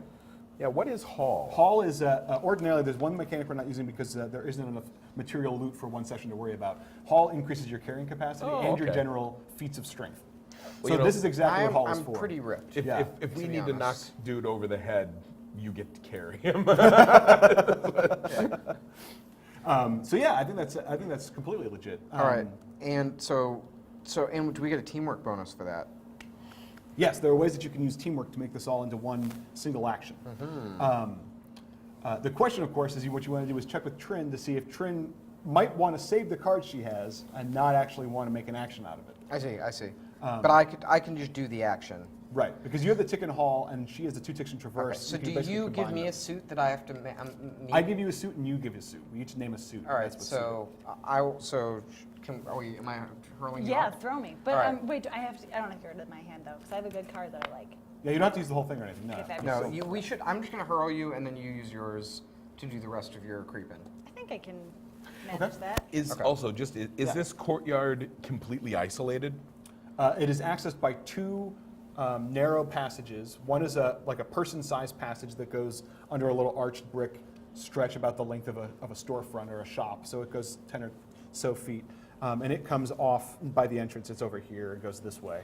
The other one is a personal door that goes through a big set of what would have been double door spring wagons in. Okay. But that personal door is just loose on its hinge. Okay. Just swings and opens and shuts. And so, like, there's no reason anyone would be casually walking through here. Then, can I have something ready? I want like a raccoon or a cat in a cage. You know, Yeah, cat in a cage is totally doable. cat in a Totally cage sure. because Oh, so I see. see, and this is it's like what it is. It's like when things get screwed up, you know, and you fall and you make noise, and he goes, "What was that?" I'm like, "Cat in a cage," and you let the cat out of the cage. I see. And he goes, "Oh, it was a cat. This is my planning ahead. Part of the equipment I want Right. to bring." Preparatory jump scare. Yeah, grab the potential some Make sure the cat does not pee in that crate. You fail. The cat peed the crate. Yeah. And well, part of it is- you lose a stealth because you now you smell like cat. That's never coming out. The thing, hawks are, because the one thing is the hawks are very careful about who carries the armor with their emblems on it because they're aware of how that could be used. Right, So okay. getting armor that passes muster from a distance is possible, but up close is very, very hard. Okay. But the cat in a cage is totally doable. Also, I'd point out that you can use it to explain why you're in the courtyard. Has anyone seen my cat? But Yeah. But the grappling hooks, all that as well within you guys' Okay, purview and cool. wheelhouse and everything. Great. So Max, I'm going to say clubs are suited. So, and I need to contribute my own club to that. Can I also name clubs? You can name a different suit if you wanted, yeah. Or But you could just, or we could just agree that that throwing somebody up a story is a. I'm going to clubs. go ahead and say, and I'm trying to beat a roll of 2 die. Right, as if it were 2 dice, yeah. And then, well, actually, I can tell you that because nobody's watching you yet, there's no opposition. But the opposition is essentially is this guard who you know is distracted. So Right. one of the dice rolled a 3. So the highest difficulty possible is a 9. Got I it. need you take a grappling hook and a rope. You know? Okay. So that if you find the right place, not that I don't want to climb up, but it's hard. You know, and I'd much rather do it with a rope. All right, so I'm agreeing it's clubs. Yep. And Play 1 card face up. Oh, look at that. ace of clubs. Damn straight. Right through the open window. You just chucked picture me up in there. there. That's an 11 right there. Now, just so I'm curious, because we know the guard is here at the entrance, which wall are you all working on? Interesting. I'm assuming we're sort of as far in the back as possible. Okay. Does that seem about right? Because you can, once you're up there, you can sort of creep around however you want. Yeah, I'm Yeah, a creep. I'll do it. Yeah. That also gives you, for what it's worth, should lights come on or something, but you have a hiding place in these 2 archways, these doors in the first floor. Cool. Great. It's easiest to hide on that side of the building, unless somebody opens one of those doors, but they seem to be storage and stuff, so. This is discarded. That is discard. Okay. Exactly right. And do I draw back You up? draw 1 card. Also, you should both be at stealth level 6 in the courtyard, or all 3 of you, so you should all have 6 cards in your hand right now. Okay. Each have 6 cards in your hand right now, pardon. So that gives you a 1-story sort of advantage that is done by Dravain's hall instead of your traverse, which gets you to the 4th floor. So since she essentially just hoists you and throws you up towards the 2nd floor where you can grab hold, and then it's this are your 2 ticks in traverse, Cool. taking you up to the 4th floor. Which is Rad. perfect because that's where the windows are. That's where the biggest windows are, yeah. Yeah. That's my turn, isn't it? Because I just traversed. Oh, it is, yeah. So Max goes, then Trin goes, then you can do something if you want, or we can let Trin report back. I'm lookout for now. Okay. Okay. Do you want to stay at the 4th floor and like wander around and see what kind of information you can get from the inside, or through the windows? So does that use my turn? Yeah, it would kind of be your action, yeah. All right, let's peep around. Sure. I can tell you that in the time it took you guys to make your plan, which was not terribly long at all, they're still sort of getting settled inside. But as near as you can tell, because again, you can look in these windows as you're going on your way up, the majority of the hawks are in the 2nd floor, because that's where the door is, and they figure people have to come through the door. And this is 1 room, 2-story tall room, so they can hear all of that. So once you get clear of the 3rd floor to the 4th floor, it's much quieter. You can just hear them chattering amongst themselves and laughing at somebody's joke, and so forth, down in the floors below you. The 4th floor is pretty dark.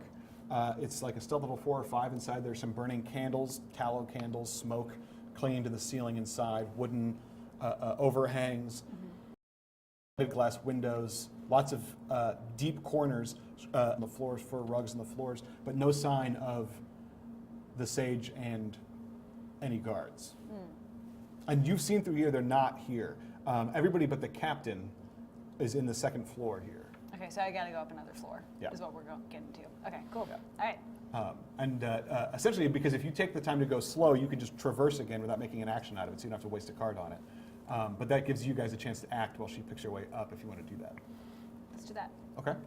Is there anything else you two want to do while you're out here, or are you waiting for signals from? I'm playing it cool. The guard that is on the door, it's not Yeah. the one that was my general build? No. Okay. No. Is it the one that I know is an addict? It is not. Okay. And in fact, since you know, if you want to, you know who that guard is. You could, if you want to, retroactively describe so that she can tell you with like thieves. Thieves can't, by the way, is a term that we use for both the ability to communicate non-verbally between players, and the ability that if you can see each other in game, you can show each other your hands and strategize. Oh, cool. If you can't show each other your hands. Makes sense. But so if you've communicated something like that the addict looks like this, or is there anybody slender that you're in the market for armor, you can get intel back from Nistra from that. That would be those two things, like knowing where the addict guard is and the one who, if I could nick the armor off her, it might be useful. Yeah, we could share that earlier. Okay. Great. So you could have done that on the way up as you peer through these windows. They're both in the 2nd floor here. Okay. And you can see as you're going past these leaded glass windows, looking down on them from above through the 3rd floor, into that room, past the chandeliers, the big metal wheels with the candles all over them and everything, in the gray stone chamber and the bearskin rugs and the roaring fireplace here in this one end of the room. They're picking over whatever food was left out for them by the larks. There is a servant in there with them who is essentially cleaning up after them already, is sweeping up and tidying some of the straw on the ground. And he's a middle-aged gentleman who he's a professional servant. He's great posture, good outfit, wears the lark's colors of purple and gold, and is clearly, he looks a little bit rattled, but is taking pride in his work. But it's clear that the hawks they're treating him like he's not there. So they just keep bumping into him or reaching past him and stuff like that. That's good to know about the way that they interact with the servants. That might be a better way for us to hide. Yeah, that's a good thought. Well, is it just the one servant there? Yep. Okay. One last thought. Yeah. There are 6 of them, which at first seemed like a horrifying number. But if we've got one who's going to be sneaking off somewhere to get high, he's like ripe to just like be put down kind of quiet. They're probably going to have one person outside, which kind of pulls them away. They might have one specifically guarding the Sage, wherever he is, and we could even run a bit of a game, like, if this is really important to the captain, if it looks like I'm not going to be able to get up there, I could go in and say, I've got information for you about this thing, and I want to sell it to you. And like he's going to really want to hear what I have to say. I could even potentially, so like, if it comes to that, we could nickel and dime these guys until there's nobody left. Maybe, or at least until we have like a fighting chance. I feel like this is a stealth. Yeah. I feel like if it's at all possible. That's true. I'm just saying. Yeah. I'm saying if it comes down to, I feel like we're getting beat up pretty bad if we're going up against. Yeah, I think you're right. 2-1. Yeah. So well, that's just it. We get the guy goes off to get high. We play the horror.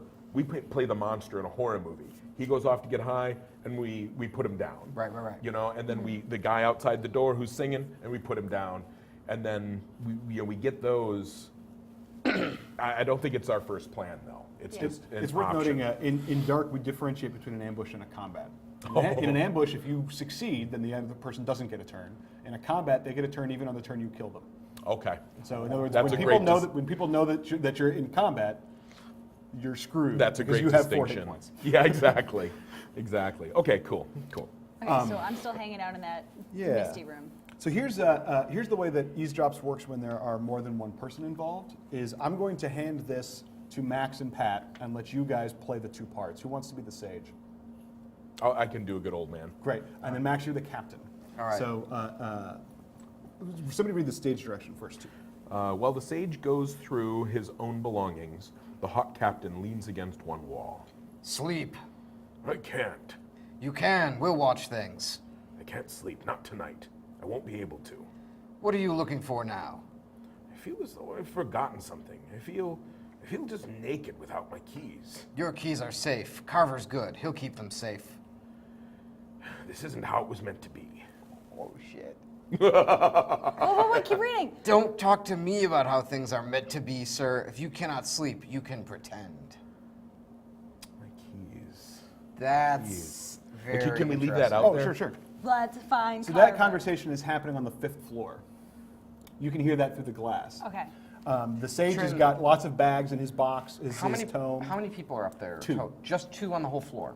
In this whole space here is the captain and the sage. Captain the Sage. Oh, shit. If we can. Do I need to do some murdering? Let's go. I think you need to. The sage is, bash. I think you need to bonk that guard on the head. Okay. The But sage it's is the captain. It's the captain. It's the captain. Fair warning. Oh, he's probably. He's got like. a lot He's of- not going to be so much of a chump. Fair enough. There is no sign of the sage's cat, for what it is worth. This is so creepy, by the way. It's like nothing worse when you're trying to fall asleep than being aware of like the time, right? You're like, it's like 3 a.m. I really have to get to sleep. Right. And then you're like, it just makes it worse. Can you imagine if I was standing there yelling at you, like, go to sleep? Go to sleep. Go to sleep. Hurry up. Pretend, Sleep. Are yeah. you sleeping yet? What a jackass. I'm really excited to stab his ass. No.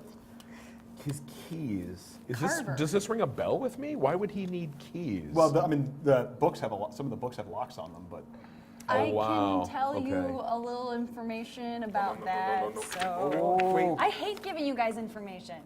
We're So- a team. We're a thief team. I know, but I'm very stabby and sneaky, more so than you.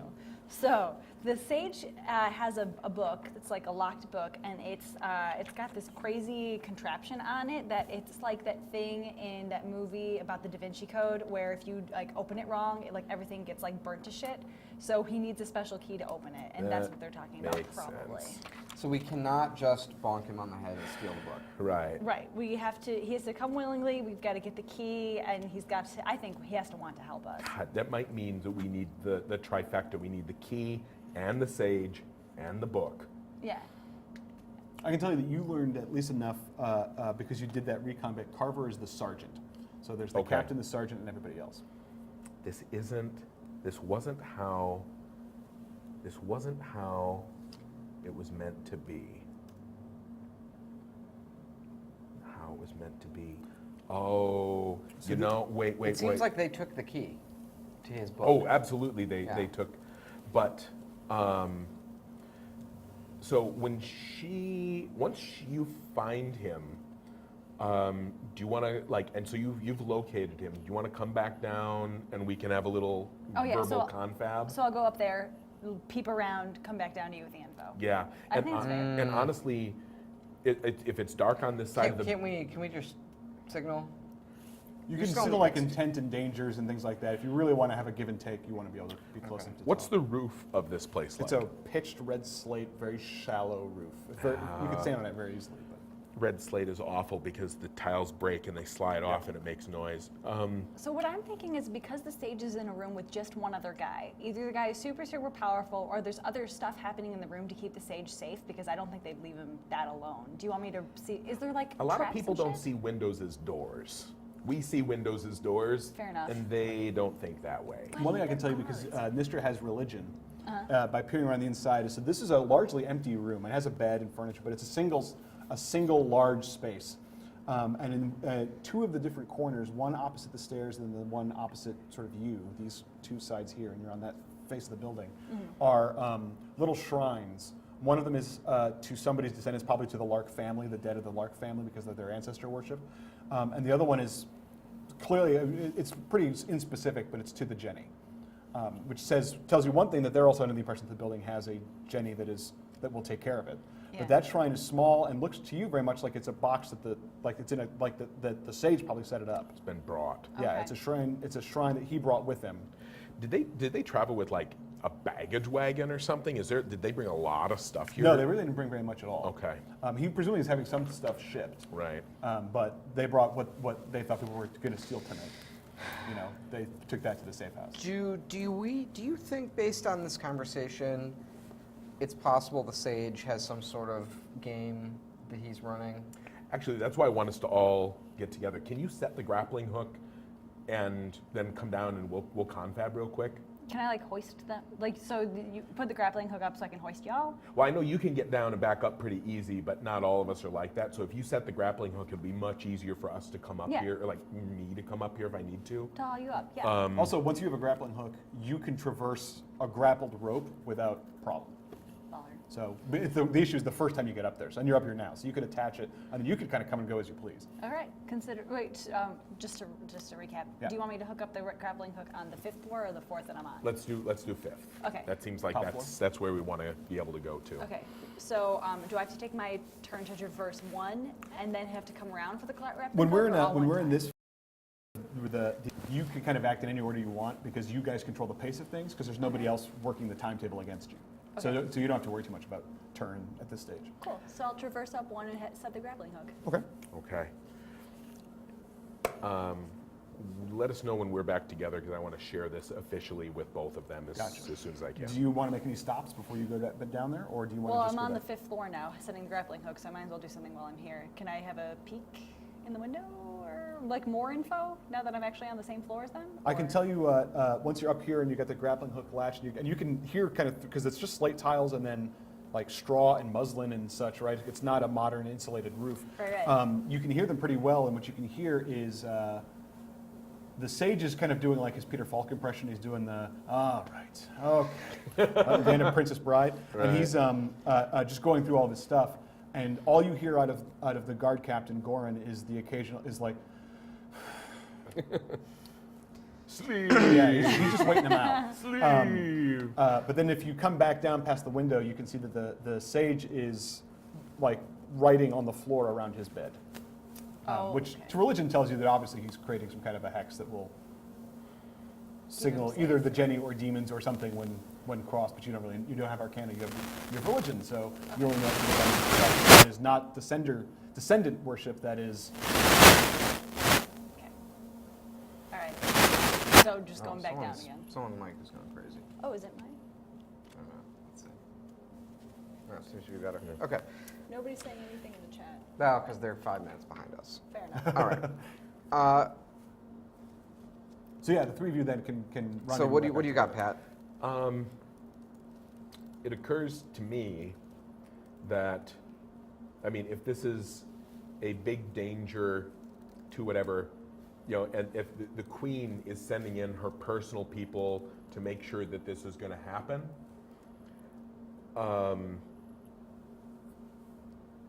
she's not dumb. It's not like she doesn't have resources. Why would you leave a window of opportunity with like some lame ass mall cops for a night, a nice misty night in this isolated place, right? Why would you do that? You do that to see like who's shopping around to make trouble, to draw people like us out. So when he says like, this wasn't how it was meant to be, it could be the official story is, yes, they're gonna take him and move him, but maybe like he showed up thinking that was gonna be the deal and it is not. And so they took his key. Like, why would they take his key away? That's what I'm thinking, or I'm thinking the sage is running some sort of game on this whole situation. Like he's trying to get that artifact for himself, and they've somehow interfered with his plan, right? That could be. Like they separated him from the key, so he couldn't. Sell the information right. or whatever. The thing that occurs to me is like I want. Pat's beard is right. Yeah. Is that what What if folks we are pop saying? it on the shoulder? Yeah, I can do that. Thank you. Where is it? Beard problems. All right, I'm going to do a recap actually because we've now played another hour. All right, we are here in the Cards Against Humanity studio. We are playtesting Will Hindmarch's new independent role-playing game called Project Dark, which will be out this spring and/or summer. It's actually not bad. Let's do that. I'll put it down a little bit Terrible lower. plan. All right. I'm Max Temkin. I'm a co-creator of Cards Against Humanity. This is Trin Garritano. She's our events manager, and this is beard haver and international man of mystery, Pat Rothfuss. So we are three thieves. Well, I'm the main thief, and these are my sidekick thieves. And we are in a city, a sort of magic, like medieval a fantastical city. Elizabethan city, a Shakespearean kind of, And we're trained thieves. We're after a valuable artifact. There is this character, the Sage, who knows where the artifact is. The Sage is being moved out of the city by the wealthy families who have an interest in protecting this artifact. So we know where he's being kept in this tower, and we've sort of infiltrated the tower. Trin was up there with a grappling hook, and we're trying to make a plan to get this information from the Sage. Especially if he is like doing this thing around his bed, you know, if he's like, you know, you were supposed to be taking me somewhere safe, not, you know, like using me as bait. Like if he has just realized that like he is bait, I could see, well, and honestly, that's really nice if we can tip him.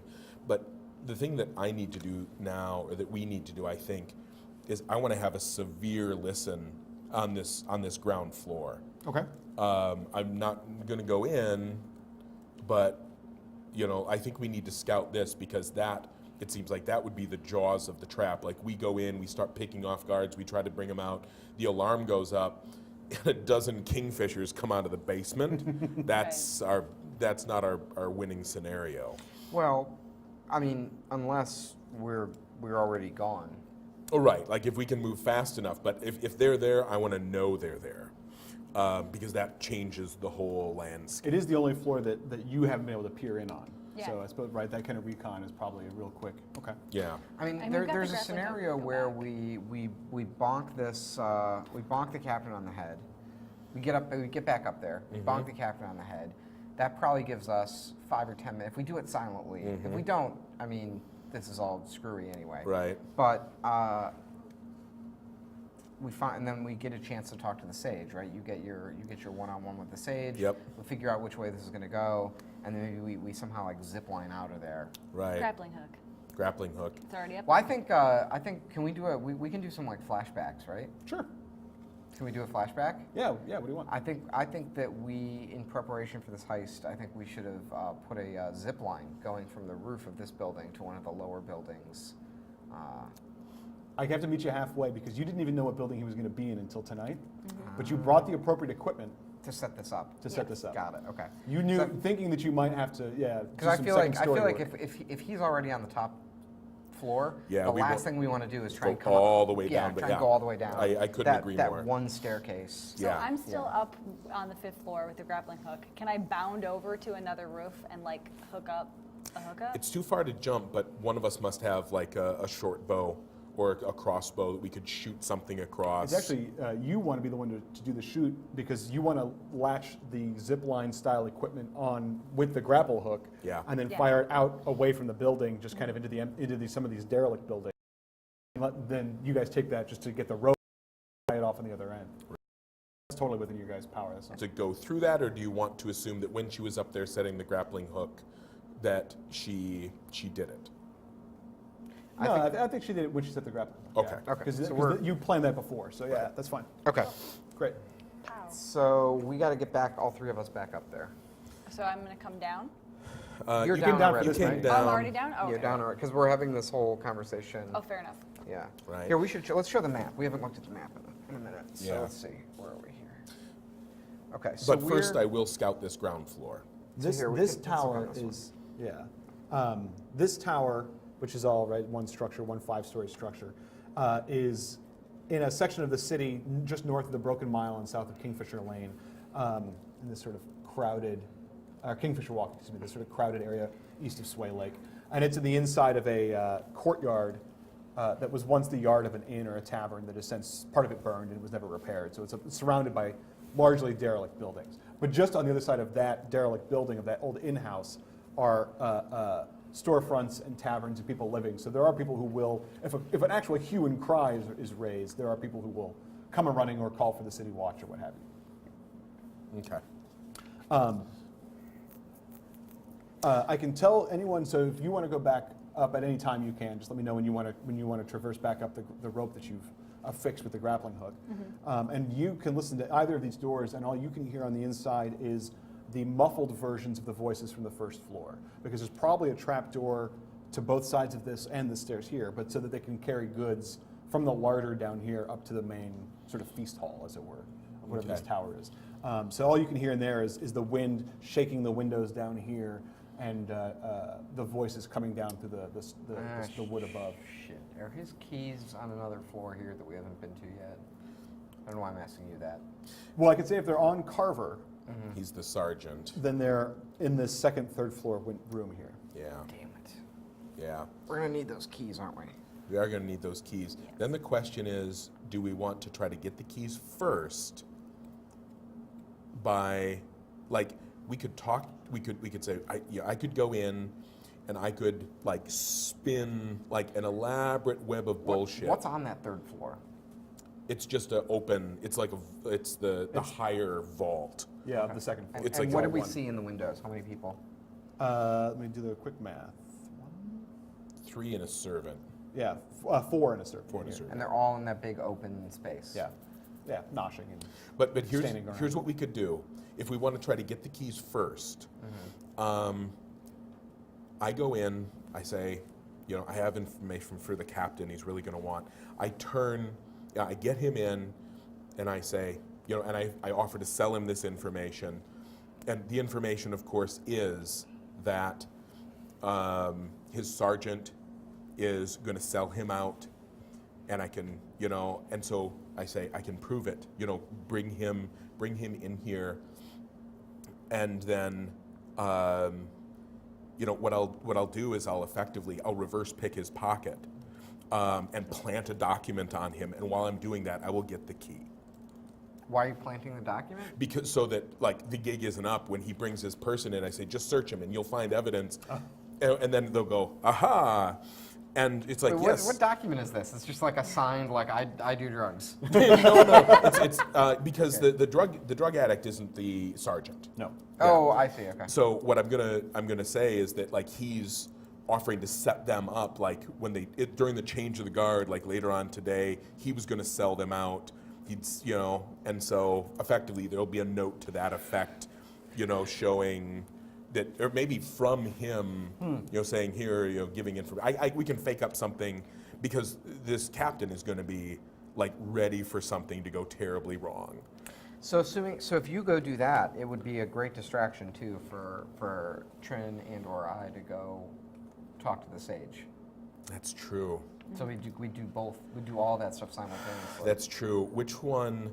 Because, like, I can be the mouth down here, or I can be the mouth up there. I think it's more needed. I think you're creating that distract. Like you've got to sell the hell out of that story. Yeah, I probably do. Now it's also This is ridiculous, by the way. Is that just very distracting looking at No, me? I'm just gonna Yeah, take that picture. Instagrammed. The whole game halted. I hope someday I can grow a beard, Mike. Now that's just a thought, right? And that's a pretty, but it might pull him down. I don't know. I'm just, but that's the only way I can think of to get this key, unless we wait for them to, like, rotate him out to the outside door. I think we do it. I think we go simultaneously. Okay. So we'll go up and talk with the sage. You'll go Okay. create your distraction. I would love to have You've somebody. got your cat too. Right, but I can't carry the cat in the cage in Okay. with me. That's not going to work. if they suddenly decide that I'm full of shit and they want to kill me, I can't go, haha, cat. You know, it's not like a ninja smoke bomb. I would love it if somebody was ready to like crash through the window and save my ass. Well, we're one story up. Yeah, Okay. and we have So- the zip line thing, so we can. I mean, the grappling hooks, we can get down fast. Okay. The Yeah, signal. honestly, if you need to get out of there, you should run up, and we'll bail. We'll get on that zip line, and we'll get out of there. Okay. Okay. It's kind of, well, I might not have control of like where I am there. You may die on this. I may die. What I'm really getting at is that I think I deserve 2 shares. Aha! I see. That's. I just want this taken into consideration when we, later on. The squeal of hinges break the night. You can hear them peel back off the building as the main door opens, and the fellow up there just tosses his stick aside and he goes, "What is it?" Says, "Nothing. There's just, they don't even have a garter robe in here. I got to go into the courtyard. Make it quick and be quiet. I'm trying to write a new verse here." And so the guy keeps singing at the door, and a fella comes out and shuts the door behind him and walks down the steps and kind of disappears into the courtyard, into the shadows of the courtyard. That's probably my druggie. Do I recognize a voice? Yep, it's Coring. It is the druggie.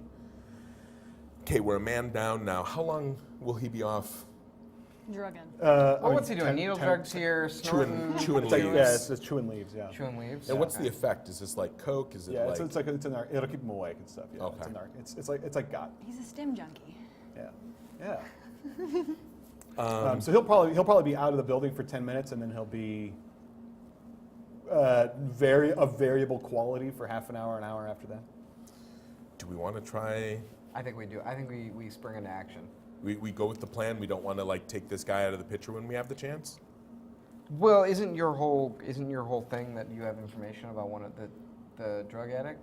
No, I was going to try to tip off the sergeant because I need to get close enough to effectively pick the sergeant's pocket. Why don't you go talk to the sergeant and say, hey, one of your guys is an addict. That's a way better plan. Yeah, I'll split my extra share with you. Fuck y'all. So he'll just, Yeah, and then we could take I him. got 2 knives. I'll bonk him right on the head. No, why don't you just go tell him like while the guy's out, just be like, listen, you pull him aside. Perfect. That's a Yeah. great plan. Yeah, and then you get those keys out of his pocket. Okay. Yeah. Not that I have. Is there a pickpocket skill which I probably do not have here? it is not a specific skill. No, it is usually a spades action with something else depending on your approach. But it is kind of the definitive example of a spades action. So it's all from the cards. There's no one. Okay. All right. So we got sort of 2 simultaneous Right. story things happening. Yeah, Should we? perfect. How should we? So what we know is that since you two are going to go up the rope to the top, and how are you going to reach the sergeant? What's the plan? there? I'm gonna go up to the guard and say, I have important information for, Sergeant Carver, and he needs to hear about it right away. And I can sell this to this guard. So so you two can traverse up the rope to the sage's floor, and then you're waiting to hear her knock on the door or talk to the guard or whatever it is before you move. Is that the timing? Is that how we sounds coordinate right. this? Yeah.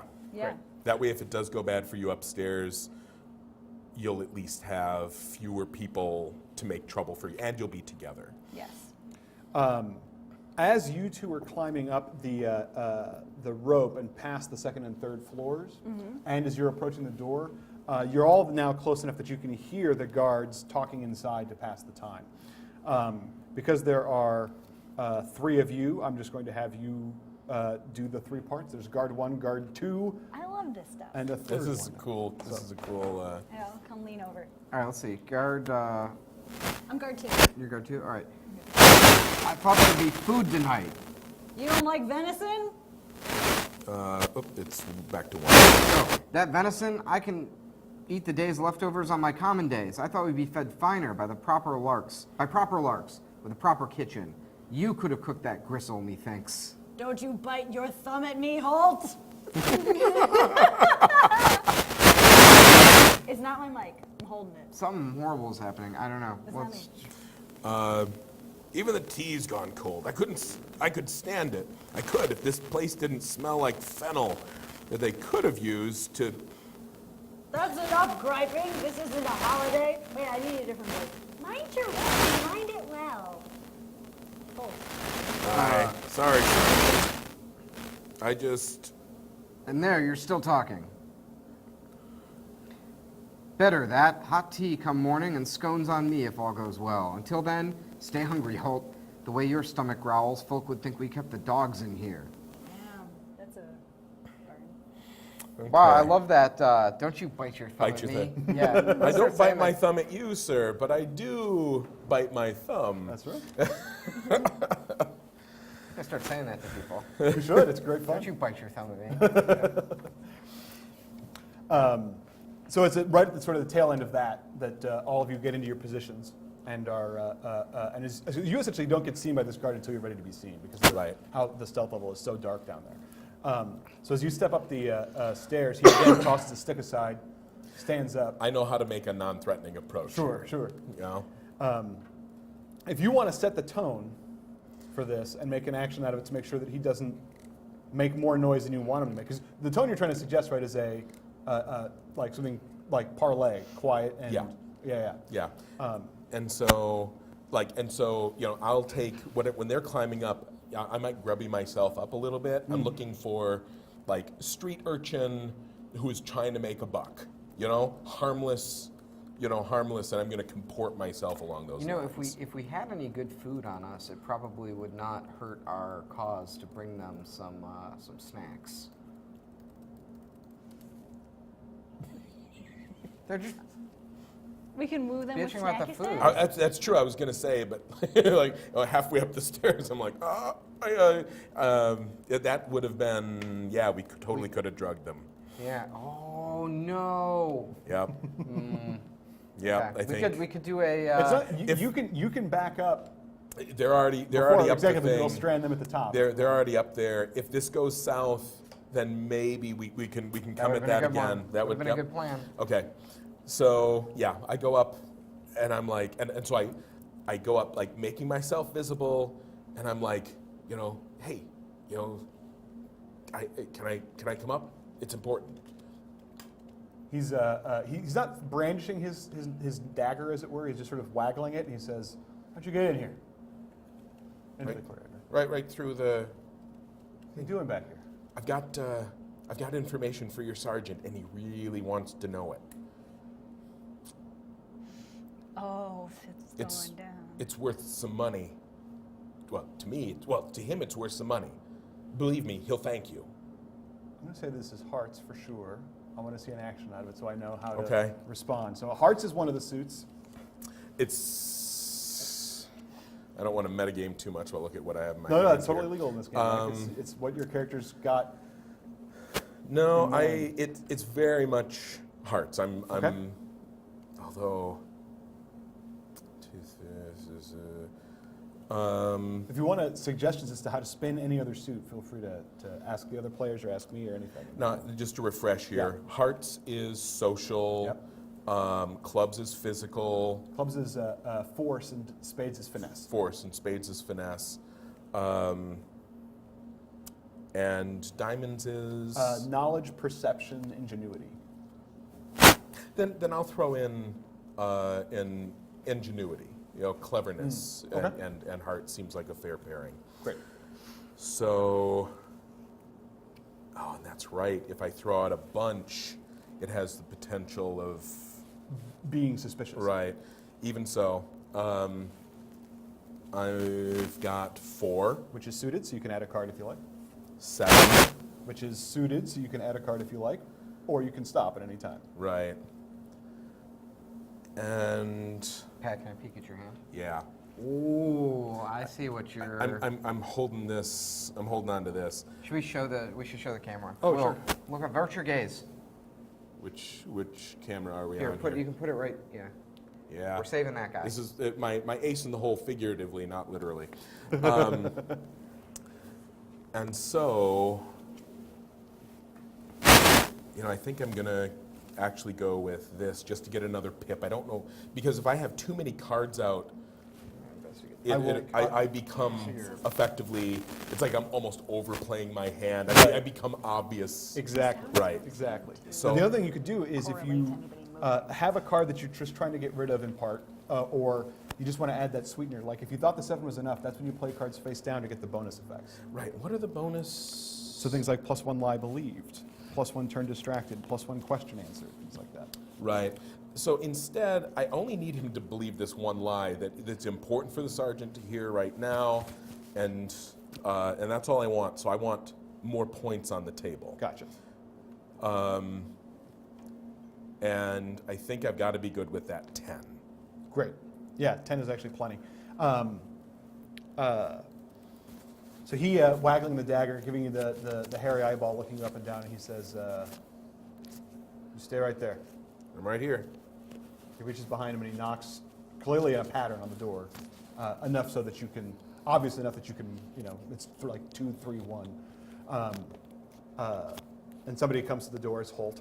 You recognize his voice. He says, what's going on? Send Carver. We're not supposed to move for it. Send Carver. All right. And they don't shut the door. He walks off. And you guys can hear this conversation just as voice, as muffled voices. And Carver jangles up to the door in his armor and stands there backlit by the feast room. He's all just the banded plates in shadow against the firelight behind him, pulling his helmet down over his head a little bit, like tipping it some so that he can get more of the light in his eyes so he can try to see you. And he says, who is that? Jenny. Though you probably want to pick a different name than Jen. Is my name? Oh, you're right, because it sounds like Yeah. right. Nina. Susie. Susan. Susie. I want it diminutive.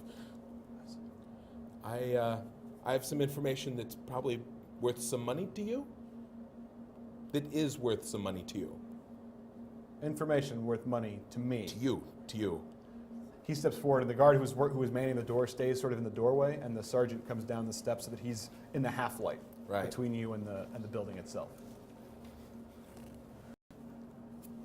So, and I'm going to play it like street rat who stumbled onto information and does not know how to make this deal work. Right. So do you pay me now? No. I pay you when I believe I know something I didn't know before. It's can I trust you? No. I do like super big eyes, like, oh shit. I'm a hawk. I came to help. I know this. But I came to help. How do you know? And he's looking around now. How do you know anything? It's one of your men. It's about one of your men. And I know. He comes down 2 steps towards you, and he looks not curious. He looks, what's the word? Furious. Right. Because now you're impugning his men. I know how important it is to you. How important your men are to you. But like one of them is not playing straight with you. And so I knew that would be important to you, and so that's worth money to you, right? Susie? Yeah? You're going to step off these stairs with fresh coin or 1 finger less. Do you understand me? Oh, shit. Yes. I know that you're the sort of person that's best to play straight with. Carver doesn't even look. He puts his hand back like this, and the guy who'd been doing the singing all this time passes him his dagger. Right. What do you know? It's good to speak this off. The guy, your man who is just left. It's like he's on the leaf. He's on the leaf. And you can't hard. He's always leaving all the time, right? Like he left tonight. Leafer madness. It's important here, right? What you're doing. I don't know what How do you know this? Well, I mean, there's 6 in here tonight. How do you know he's chewing leaf? I saw him. I saw him buy some. Really? Yeah. Moves his eyebrows, but not his eyes. Really? Yeah. I don't do it. I can't afford it. You just go look. Go look. He's that's what he left for. He's probably got a mouthful of it right Coring. now. What? Come back here. I'm in the middle. Come back here. I like edge around, like, so I want to put this Sergeant like between you and Coring? between me and this guy. Right. Okay, so that takes you up, like, just onto the second step, just barely within the light. But like, I'm not trying to get into, like, making Right, it clear you to wanna him. still be- I'm not trying to get close to the door. I don't want to set off that Right. warning thing with I him. can tell you that for this step, the consequence is going to be twofold. One is first discard those because you spent them. You've used them. So you just sort of discard a card. Do it face up so you know which is which, right? Discard. And then you want to have a total of 5 cards at the end of this. You want to draw two. That's got to be my mic, right? I'm the only one who hasn't been tested Might be. since it It happened. might be. To maybe take it off your tie, put it on your collar. Actually, it could be one of us is hitting our plug, and it's if it's the connection. Does anything happen if I just set this down? Does it still No, work? you're fine. Great. So if one were to draw a joker in his hand, that would not have an effect right away. No, when it would be discarded. When it would be comes to me. discarded. Okay. And so, actually, what I'm going to do is when he. No, okay. I'm going to wait till it's. I'm going to wait till it's all solid and done. So no, you're not at stealth level 6. You're at stealth level 5 because you're just in the light of the doorway now. Right. And this puts you between Carver and the singer, essentially. The singer is clearly like watching for Coring. He's not Right. watching you terribly closely, but you're now in the midst of them as Dude. Coring approaches and as Carver. Carver kind of gets the vibe of what you're doing, right? He's not threatening you per se, but he doesn't care if you use him for cover because. Okay. And that's all I'm doing is I'm just building on the lie at this point. Right. I want him to think that I'm afraid of this guy knifing me because I'm narking him out. Right. To which end, then, the two of you, since you can hear him calling for Coring, plain as anything, and Coring, like, kicking old boards and stuff out of the way as he picks his way across the dark courtyard, you two can act at any time to start moving while this is going on. Oh, I think we started. I think Great. we've already. I mean, yeah, you're at the top of the tower now. Yeah, I So think you we can go I through the think we window went when at you the wanna- same time. Okay, great. I think we had a hand signal, and like the minute that Pat rang the doorbell, we were like, Gotcha. Boom. So we both started We're going in. singing, swinging on a star at the same time. That's right. We knew at the end of Right. the song that's when we move. yeah. So great. So then the two of you are going to pry open one of these windows and slip right into the 5th floor. Is that right? That's the plan. While they're talking downstairs. Great. And we've got the captain in there, I'll move my Yep. discard. so over. we're gonna try and creep up on him. Who's got a better stealth? That's Trin. That's me. So you should go. You should try and do it. You should try and creep up on him and put him out. And if it fails, I'll bonk him on the head. Okay. Can I go for it? Out of curiosity, what's our idiom here? Because in D&D, it's just sort of like kill everything and it's all good. Right. Are we in the sort of thing, you know, as opposed to like here in the modern day, it's like you don't want to actually kill somebody because then you get the chair. Right. But like, in this world, are we like, you know, I'm assuming it's not like they're going to go easy on us if we only knocked somebody out as opposed to like stabbing them. It really varies in this case because of the class-based society. It varies a lot based on who you kill or who you let live.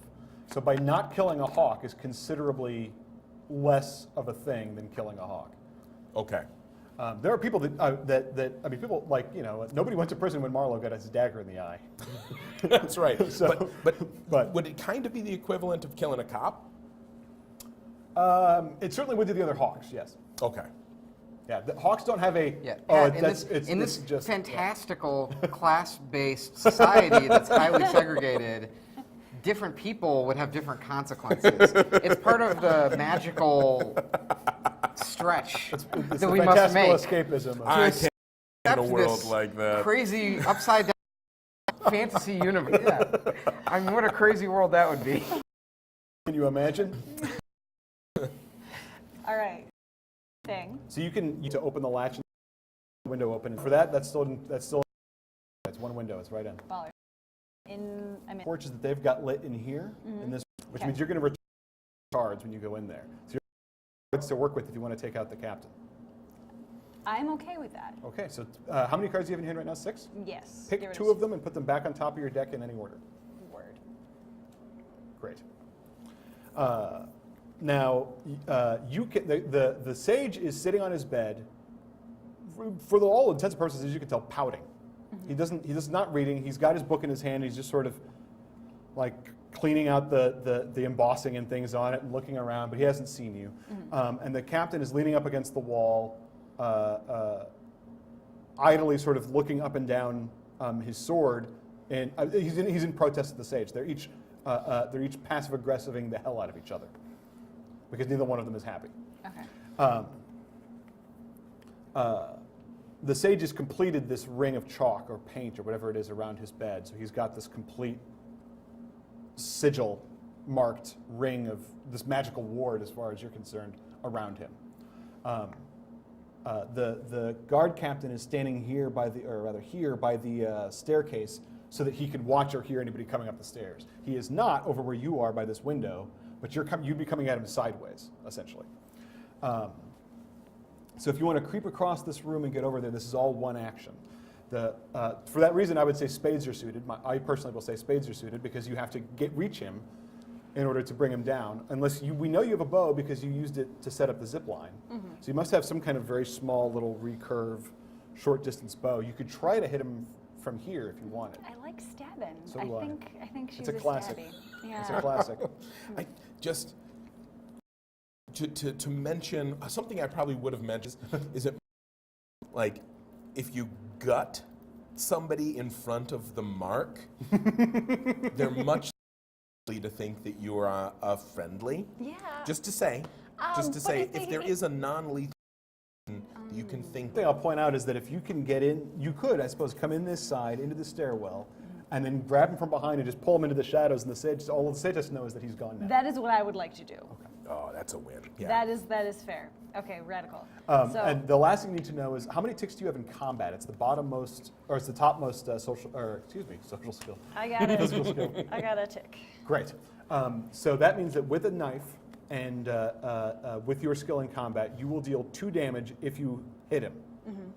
If you want to deal more damage, you play out cards face down to deal +1 damage dealt.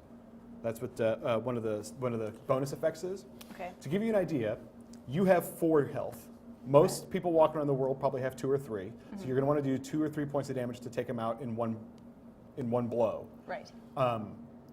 Ordinarily, armor is a factor, but in a situation like this, where if you're at him point blank, or his armor doesn't come into play because you're not going to try to stab him in the chest, you're going to knife him or put him in a chokehold or whatever it is. You're going to take him quietly out of the equation. But if you don't do enough damage, now you will be in combat with him, and then his armor will come into play. Trin's got him in like a. She's not there grapple? yet. She's going to start. So Trin's gonna grapple him and then Stab in the stab. face.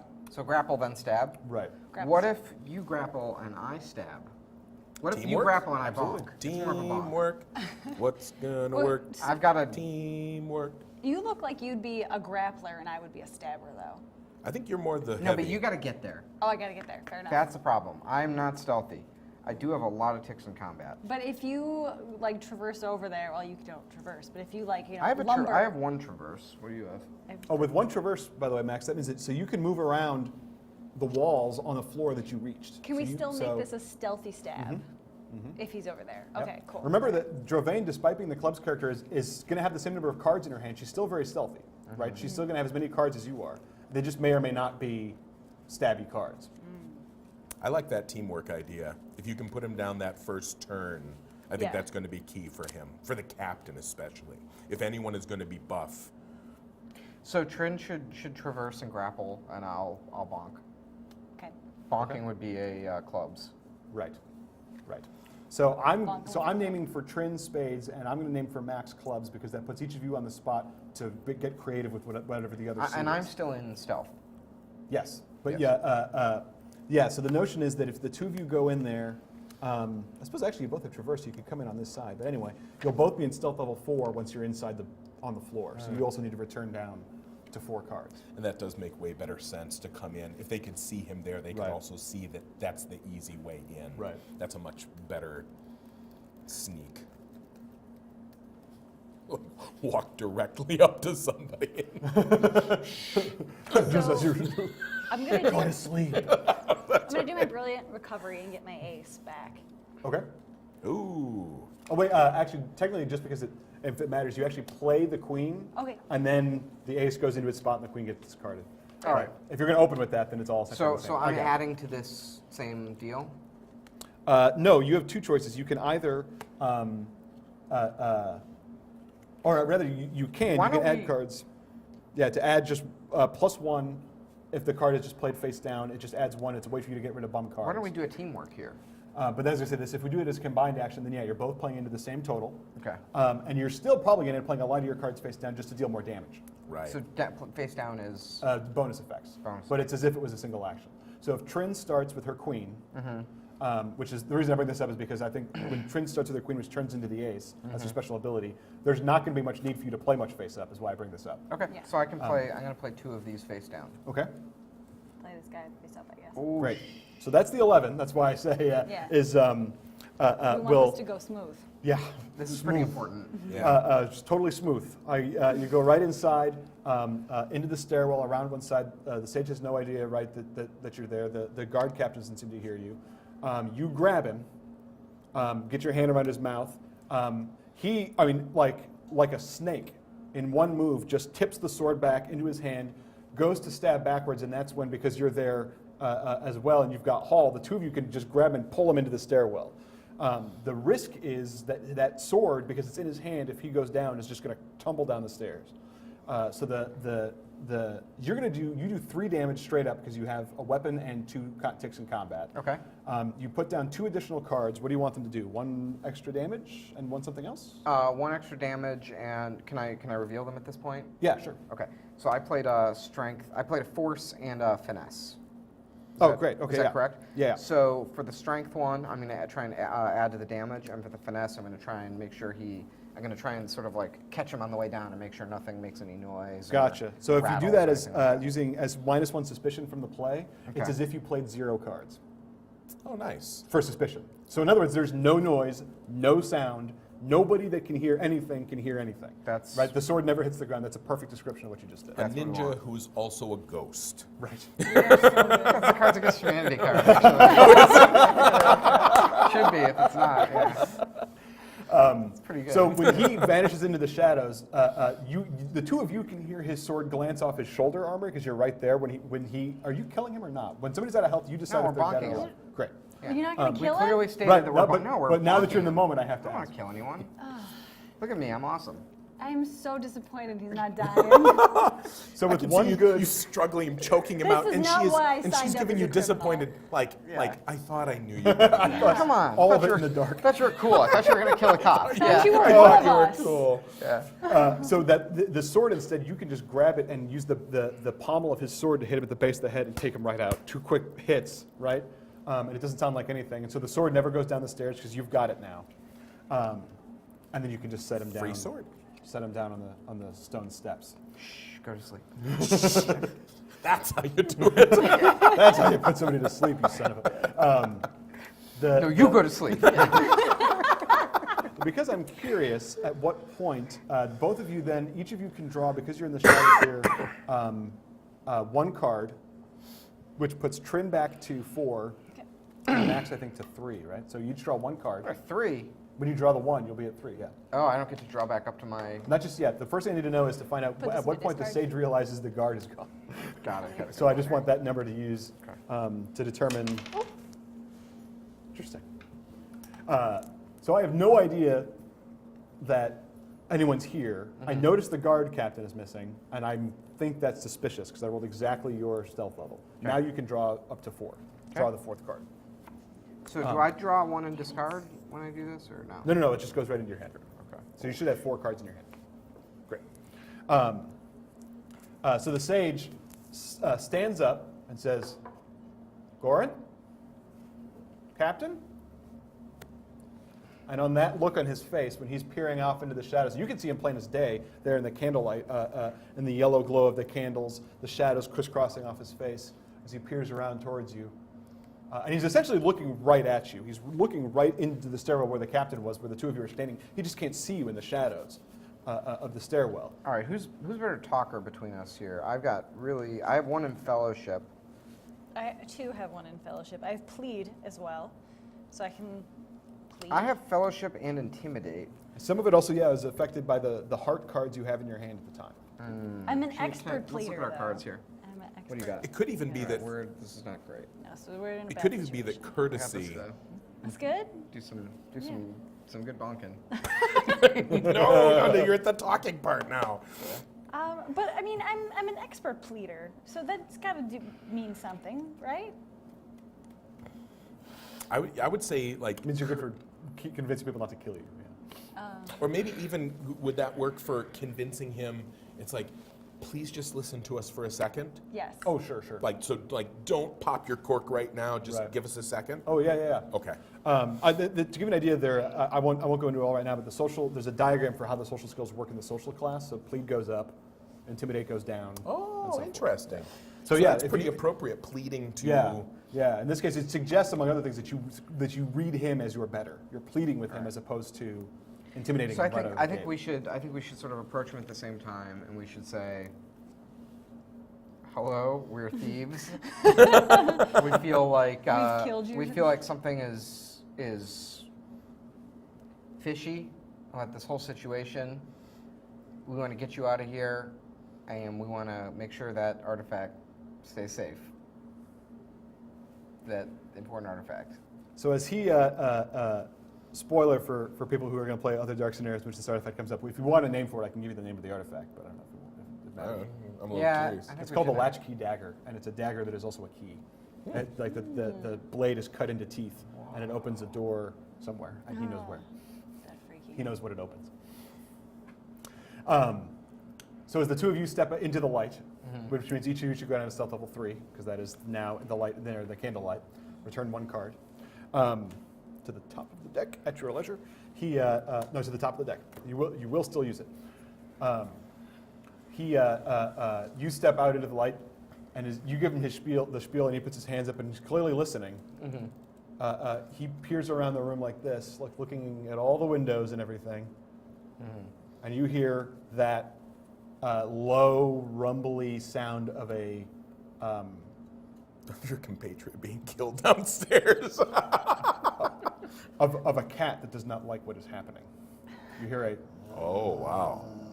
Interesting. because his familiar is still around somewhere.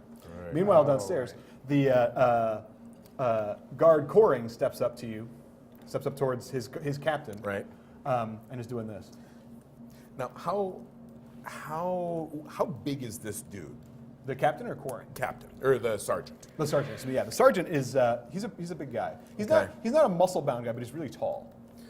Do you think what's my read on the situation? Could I conceivably, and I don't know, Right. I don't look to be very big, and I'm assuming I can play it even smaller. Sure, I'm sure. a young female. Do you think could I do a little bit of the half hiding behind him, And switch.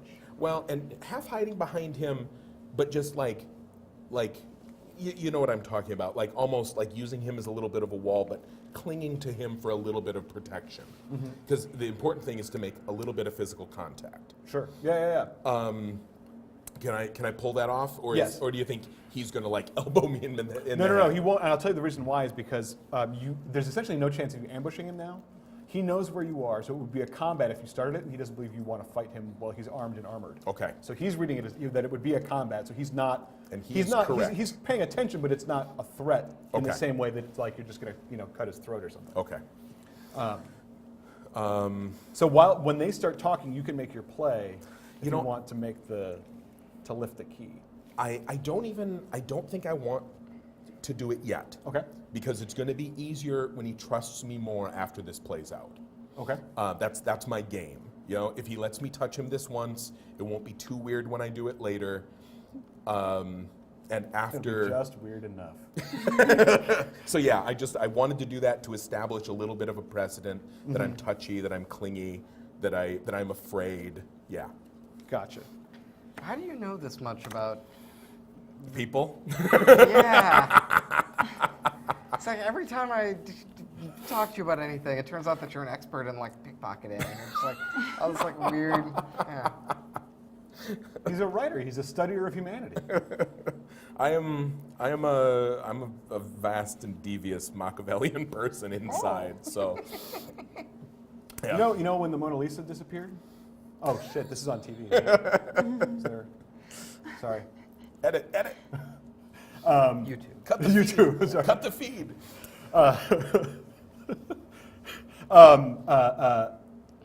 So he grabs Coring by the armor, pulls him forward, and just starts smelling him. Like right? you do. Yeah, right. Smelling him for the leaf. Mm-hmm. And your read on him immediately is that that this is theater because his thought is he thinks you're full of it.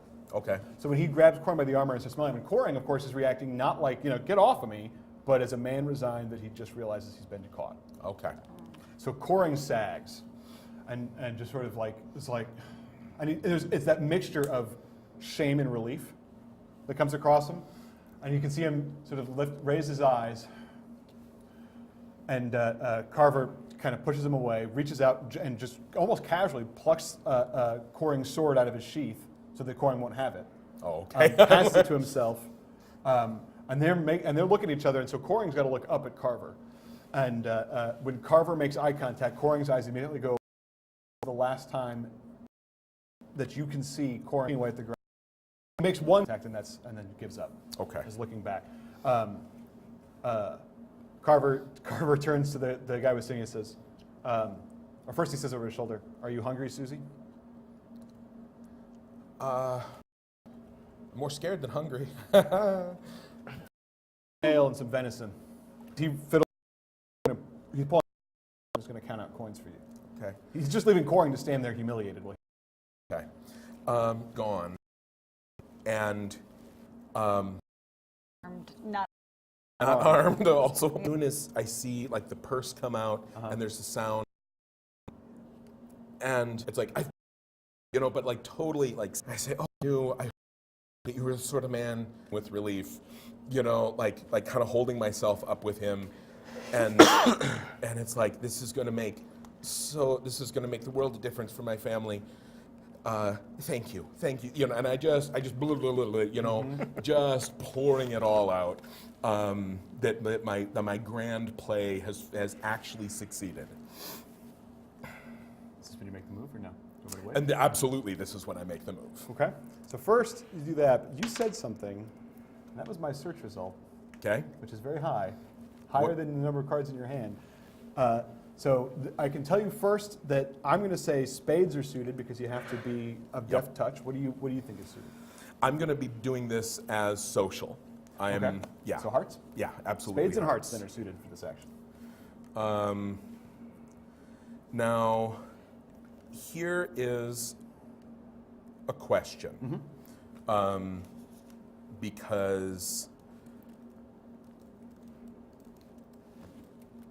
Because what I am hoping to do is effectively sell this lie to him to such an extent that he is like couldn't imagine me being anything other than this desperate, clingy kid. Right. And so have I sold that, or is that part of this pickpocket attempt? That's part of this because the hearts are in it. Perfect. But I can also tell you that, and this is, I hate to throw this, to throw it out this way, but it's very dramatic, so I'm going to do it. Okay. And you can see it on his face, he's not passive or active like he was just engaged before. He's alarmed now because of two reasons that you can sense. What did I do? One is because you know things about Coring.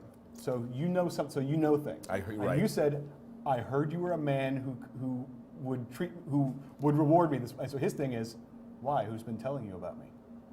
That was the moment when his face changed. Okay. So one of the dice rolled a 6.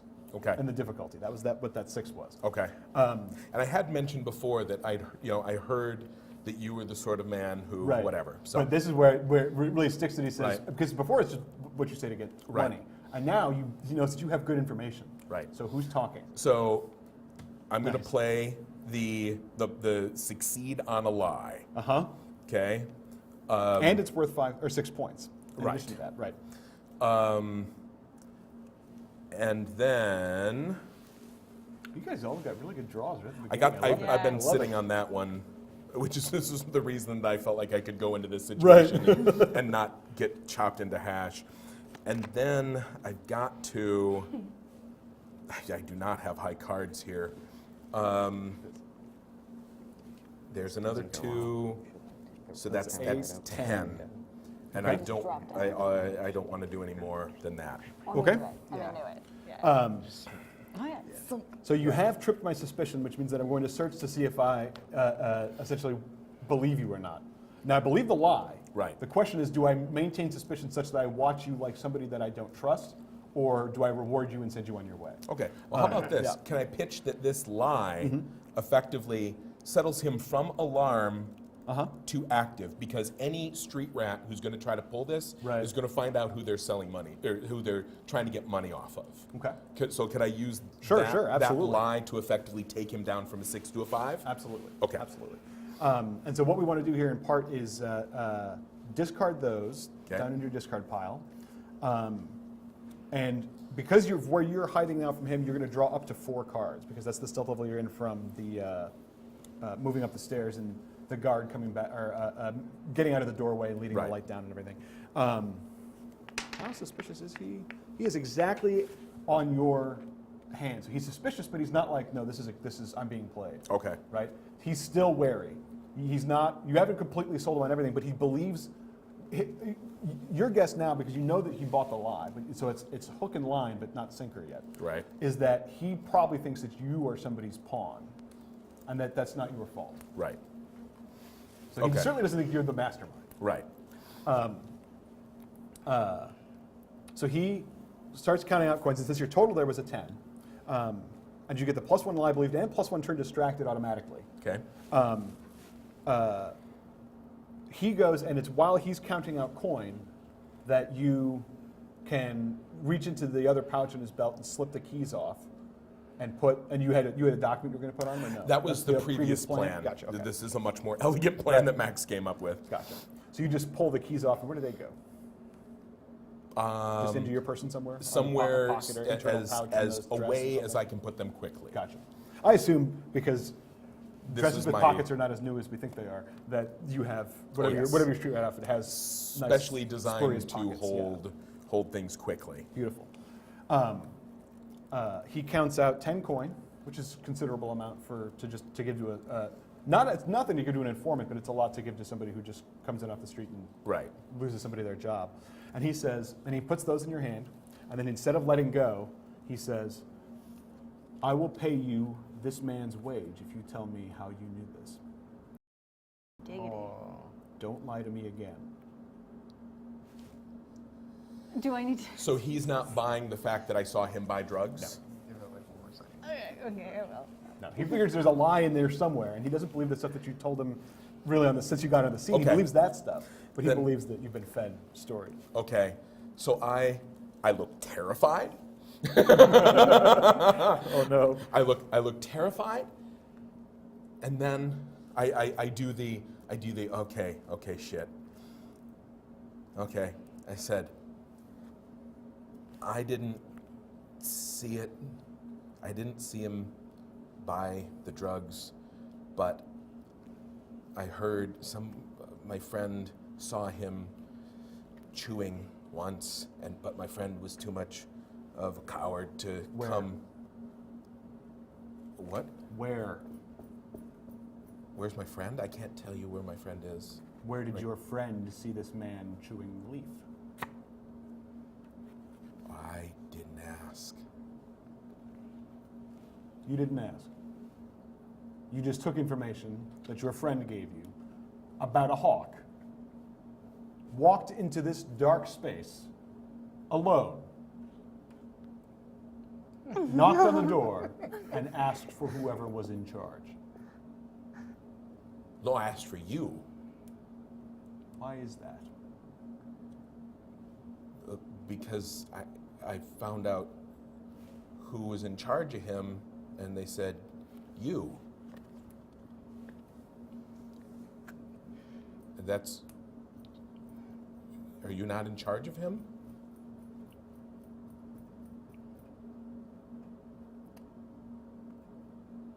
I'm going to leave you with these coin in both hands. If I ever lay eyes on you again, you will lose all that and more. Do you understand me? Can I cry? Sure. I'm totally going to fall apart. Yeah, you're I'm the gonna face. start You to can cry on cry. command. Yeah. Okay, and I'll just like total ugly cry and like yes, agreeing with everything that he says. Oh, Susie. I need another play to know if this last bit is through him or not. If it's going to get him. Okay. I'm going to say hearts. Okay, and He clearly still thinks you're covering for somebody. right. All these friends. All who the saw friends, things. yeah, right. But he also thinks you're covering somebody the way that parents think their kids. That's like, oh sure, a friend told you. Yeah. So Right. So you said Hearts. Hearts. I'm going to take. Now here's what am I looking to achieve here? I'm effectively selling him on a lie, right? Right. So. So you'll be opposing his hearts for sure, and probably his diamonds because he wants to outsmart you. Right. So actually, I'm gonna pick. What's spades again? Finesse, dexterity, pickpocketing, that kind of stuff. Okay. So yeah, I will take diamonds. Okay. And so yeah, because I want to get this done quick. And so here, I play that just for the 5. Right. And because it's diamonds, I can You can add a go card, right? again, and then I'll play the queen. Oh my. Now, I'm not doing it face down because I don't need a bigger effect. Right. What I want is the 5, and I want this over quick. Right. And here's 2 things. So that's worth 5 points. It's a 10 right there. And what the quick ability does is it means that as soon as you play that card, you draw the top card off your deck. Oh. It doesn't count towards the draw at the end. You just draw it. Okay. So you get to have that information sooner, and it means that your stealth level stays higher. Interesting. Yeah. So that's what quick actions do. Okay.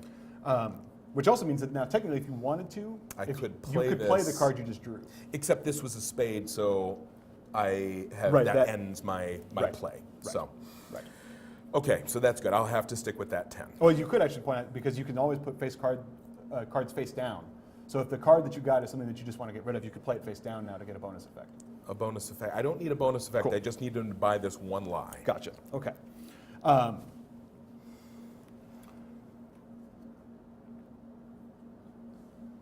Interesting.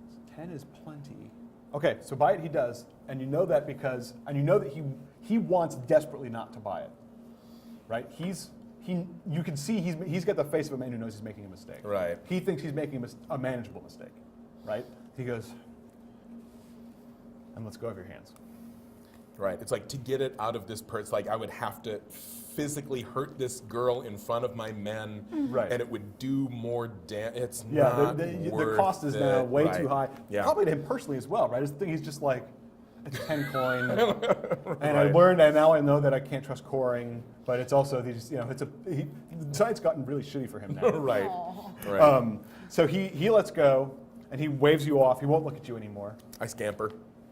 And as you're stepping away into the darkness, and you can drop to 6 cards because you're going off deep into the courtyard.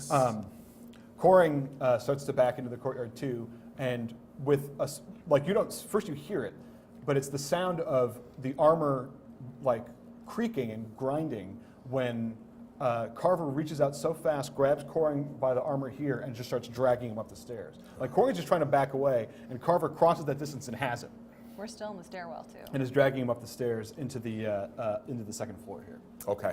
Yeah, we're way up. Yeah, but we just got to keep that in mind. Yeah. For the right timing of this, I think the thing to do is we assume that you won't leave the courtyard yet because some of that is happening while this is happening. Right. So I have a Yeah. piece of information I'll give you in a I'm out second. of it for now. The two of you, do you want to make an action on if you plead, that'll set the stage so that he doesn't just flip out. Yes, then I will. How plead. close do you want to get to him, though? He's very paranoid right now. I don't think I want to get up in his grill. I think I want to be a good distance away, like 2 arms length Okay. at least.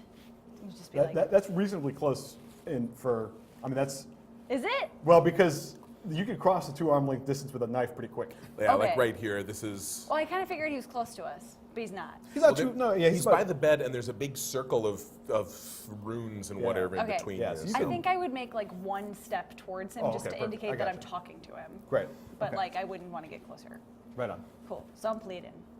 And because it's plead, that lays the groundwork right away for him to sort of hear you out, right? Yeah. Like he also doesn't really want to, but he's just frozen. He's just standing still. He's not going to go in either direction until I see a play out of him. But at least what you've done is you're causing him to wait for a play Yes. instead of just flip it, screaming. Cool. Yeah. So do you two have a play that you want to try to make on him? Like I would say hearts if you're trying to talk him into a deal or a I ain't bargain. got no hearts. I don't think that's going to help us in this particular scenario. Okay. I think we're more in the like stabbing, bonking expertise over here. Yeah. Okay. We're the muscle, Yeah. not the brains. What's funny So- because that's kind of what he assumes. Yes, I know. You could always try to gather information from him before you jump into the, because like once you try bonking, you can never go back to talking. I've had this talk with you guys before. Remember, it's like first we walk, then we talk, then we stab. This is like green light, yellow light. It's like, didn't you guys go to kindergarten? I think our best scenario here is, I think we got to use whatever social skills we have. I could sort of make a very well throw here. Do you have Yeah. anything? I've got fellowship and plead. That's all I got. And in a situation like this, the social skills essentially just describe what your hearts are doing when you play hearts. Yeah. Okay, and I have no hearts. Yeah, we have no hearts between Okay. us. So, So yeah. Can you persuade as a team? can we Yeah. flex to show him how strong we are and make him trust us more? Yeah. Yeah, so if I say that it's hearts and you guys say, no, what I'm bringing to it is clubs because I'm also going to intimidate him a little bit, Yeah. Okay. right? Then you don't need hearts at all. You could just play clubs. Oh, right. Yeah, I mean, I think that's our best bet here. Let me look at my. And actually, that makes a ton of sense because it's like we're obviously big enough to like kick your ass if we wanted to, but we're talking instead. That's persuasive. Yeah, that All makes right, good sense. So I'm gonna do. I have an intimidate. I have an education in intimidation. So I'm gonna try and intimidate him, and I'm just gonna make a bluff, and I'm just gonna say, listen, we know things. We know how things move in the city, and things are not as they seem. These guys took your keys. We've got them. We're gonna get you out of here, and trust me, we have every bit as much interest in this dagger as staying safe and not falling into the wrong hands as you do. Come with us if you want Until to it falls live. into our hands, which are the right hands. He looks back and forth from one of you to the other, and he's like, Yeah. when you say words like, we have your keys, he's like, how do you know? We have the dagger, and he's like, oh shit. We know. So, know, yeah. so I'm going to make my intimidate throw. Okay. So I'm going to do my Oh, nice. King of Clubs, and that's quick, so I get to see So if you I can draw the next card right yeah. away. Yep. Okay. All right. And whenever you have a special ability in a face card, you don't have to use it. I Right, so do it's think always that, with I the think point in case that you're that was a not- heart though, Yeah. but it wasn't. Yeah. Okay. That would have been too good. Yeah, you don't have to. But you knock can him out if always don't lay want to. one more. It's just that a non-suited card stops the progression. Right. Yes. Yeah. So you could. So that's what, 5 or 6 right now. For him, that's That's 6. 6. So you can stand on 6. You can add a card to it if you want. And it can be any suit. If it's going to be the last card you play, it could be anything. Right. Well, I'll throw a guile on that. Great. Okay. So you bring a little bit of timing and dropping the right lingo and stuff at him. Okay. Great. So that's a 9, which is very healthy. Yeah, I And mean, this- here's my argument essentially is Yeah. I don't think we're convincing him to like trust us, but I think we can say, the enemy of my enemy is my friend, and we're here to get you out of here, and we'll figure out the rest later. That's a good. Nice. How far are you maintaining the same distance during all this, or do you want to get close to him? You might want to get closer so you can flex. Okay, yeah. Just do a little pose down. Yeah. We'll show more muscles. Yeah. Who was that character in Full Metal Alchemist who he had the bald head and he would always just flex at people? I can't remember the name. Yeah. He says, "Don't come any closer." My cat Virgil knows you're here. He's very unhappy. Oh, kitty. Just to clarify, the noise that was made before was kind of more like thunder than like a cat.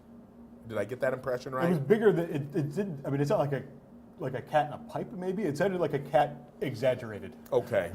Have you ever heard a lion kind of do that in its Yeah, shift? Was yeah. it kind of like that? Yeah. Okay. Does the cat react like a normal cat does You to can't see it normal yet. things? You don't know. Oh, you asking him or? I'm asking, like, I know this isn't animal familiar, but is it like a mortal cat?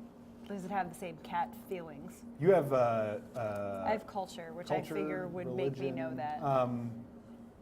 You would probably assume that because it is. I mean, it stands to reason that because it is a familiar, it is not a regular cat. Okay. Well, what are we doing about this cat? So I have plead. I was gonna be like, kitty, it's okay. I was gonna like do like kitty voices at the kitty, but I guess it's not a thing that That's pretty would good. help. He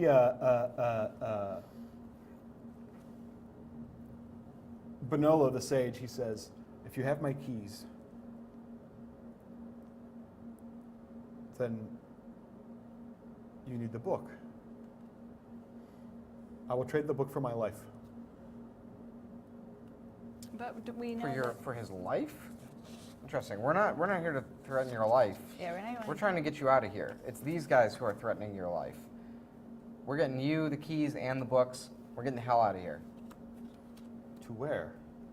We've can got we a go? We've got a safe house. We're gonna get to a safe place in the city, and This was a safe house. clearly not. Clearly Look not. at us. Yeah. Yeah, look at this. This whole situation. This is not really a Yeah, safe no. for you kind of. No. He says, how can I trust you that your home will be safe, where you can take me will be safe? Let me see my keys. Oh, for fuck's sake. This is a horrible plan. Well, here's the thing: if we give him the keys and he's still in our sights, We don't have the keys. Oh, we don't have the keys. Shit. That's the She problem. has the keys All right. downstairs. And technically, you're only hoping that she succeeded. Right. This is all You know, happening it's a- like simultaneously. Whenever I set out to do something, I have never failed. All right, you guys. our compatriot has just retrieved the keys. We're getting out of here on our zip line, and we're gonna meet up and. Actually, as soon as I do get my keys, I am heading up because I know our good out is through the zip line, and they might need help. 'Cause they're not the best talkers. I know this. Now, you have nothing in traverse, but you do have the access to the rope. Yes. So you can do it without an action. It just takes a little while. Yeah, that's what I'm doing. So he holds the book to his chest. Trin has an idea. No, I don't. Oh, you pulled that card like you had an Like, I can get out of here at any time. Tell me why I should leave with you. Well, we've got your keys, and we want you to have them. These guys didn't want you to have them. There was a pivot. Because literally the first thing he thought was, and there's the threat. Yeah. And then you turn that in, but we want to give them to you. Yeah, exactly. Yeah. look how tough we are. Yeah, we'll do some more flexes. Don't you want to hang with our crew? I need to make a decision for him.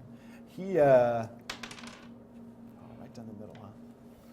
He's willing to hear you out, but he's still standing, his feet have not moved. He is fixed to the ground. That's good. And you guys know that as soon as I'm done, I'm going to come up. You know, you've seen me talk. Right. Yeah. So, like, not alarm is a success at this point. Right. And you can discard max. You should have 3 cards in your hand. Uh-huh. Oh, Christ. All right. Thanks, Pat. No worries. Well, what are we saying to him, Trin? This is technically your job in real life. So I know. convince No him to- pressure. yeah. No pressure. So the thing is that like we want him to trust us, and I don't have any hearts to make him trust us. And if I were to plead with him, I would just be like, chill.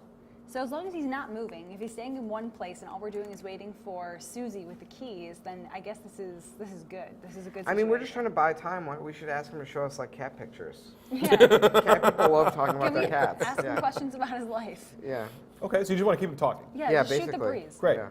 One of you has courtesy, right? I think Dravain has courtesy. Yep. I do. Yes. Yeah. So you can keep them talking at the very Okay. least. So tell me- and you can stay alert while that's Yeah. happening. Right.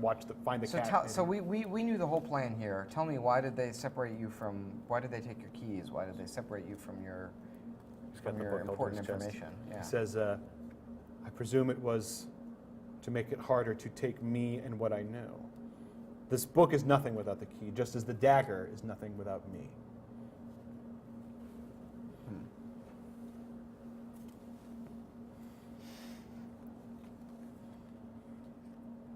And you're just willing to pack up and leave the city? You have no attachment to this place? His eyes kind of grow distant. He looks away. Says, Dang. says, Using friendship against him. no. I have no attachment to this place. He has no attachment to this place? That's what he says. So he's ready to just leave? That's what he says. You really don't. You want to bail on your home? Don't you have friends here? The buildings?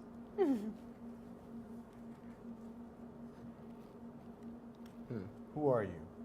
Who are you people? Who sent you? Nobody sent us.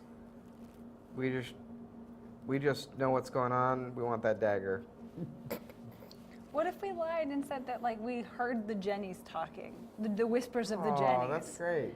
and that we want to keep them safe Yeah, and do keep them that in one. the city? Yeah. But I can't. I got nothing. I got man. nothing. Just say it. All suited means is that it goes faster. Yeah. Right? So if you don't have hearts, you Yeah. can still do the same thing Yeah, with go different for it. cards. Especially if you got something that's a decent number but not the right suit. I just got a 6. That's all I got. What do you? Should I go? Six for is it? like You don't is even like need your to highest use the card. Okay. You're just talking to him. Yeah. Yeah, you're not even using the cards at all. The Jennies. We heard the whispers of the Jennies, and we're acting of like our own accord. This is our own group. We want to rebel against what's been happening to you. We want to save you specifically. We want you to be able to live your own life.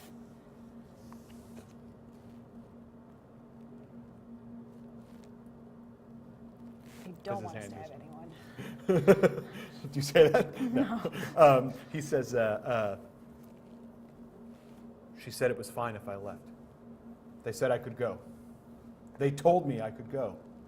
They said it wasn't safe here. And I believed them before I believe you.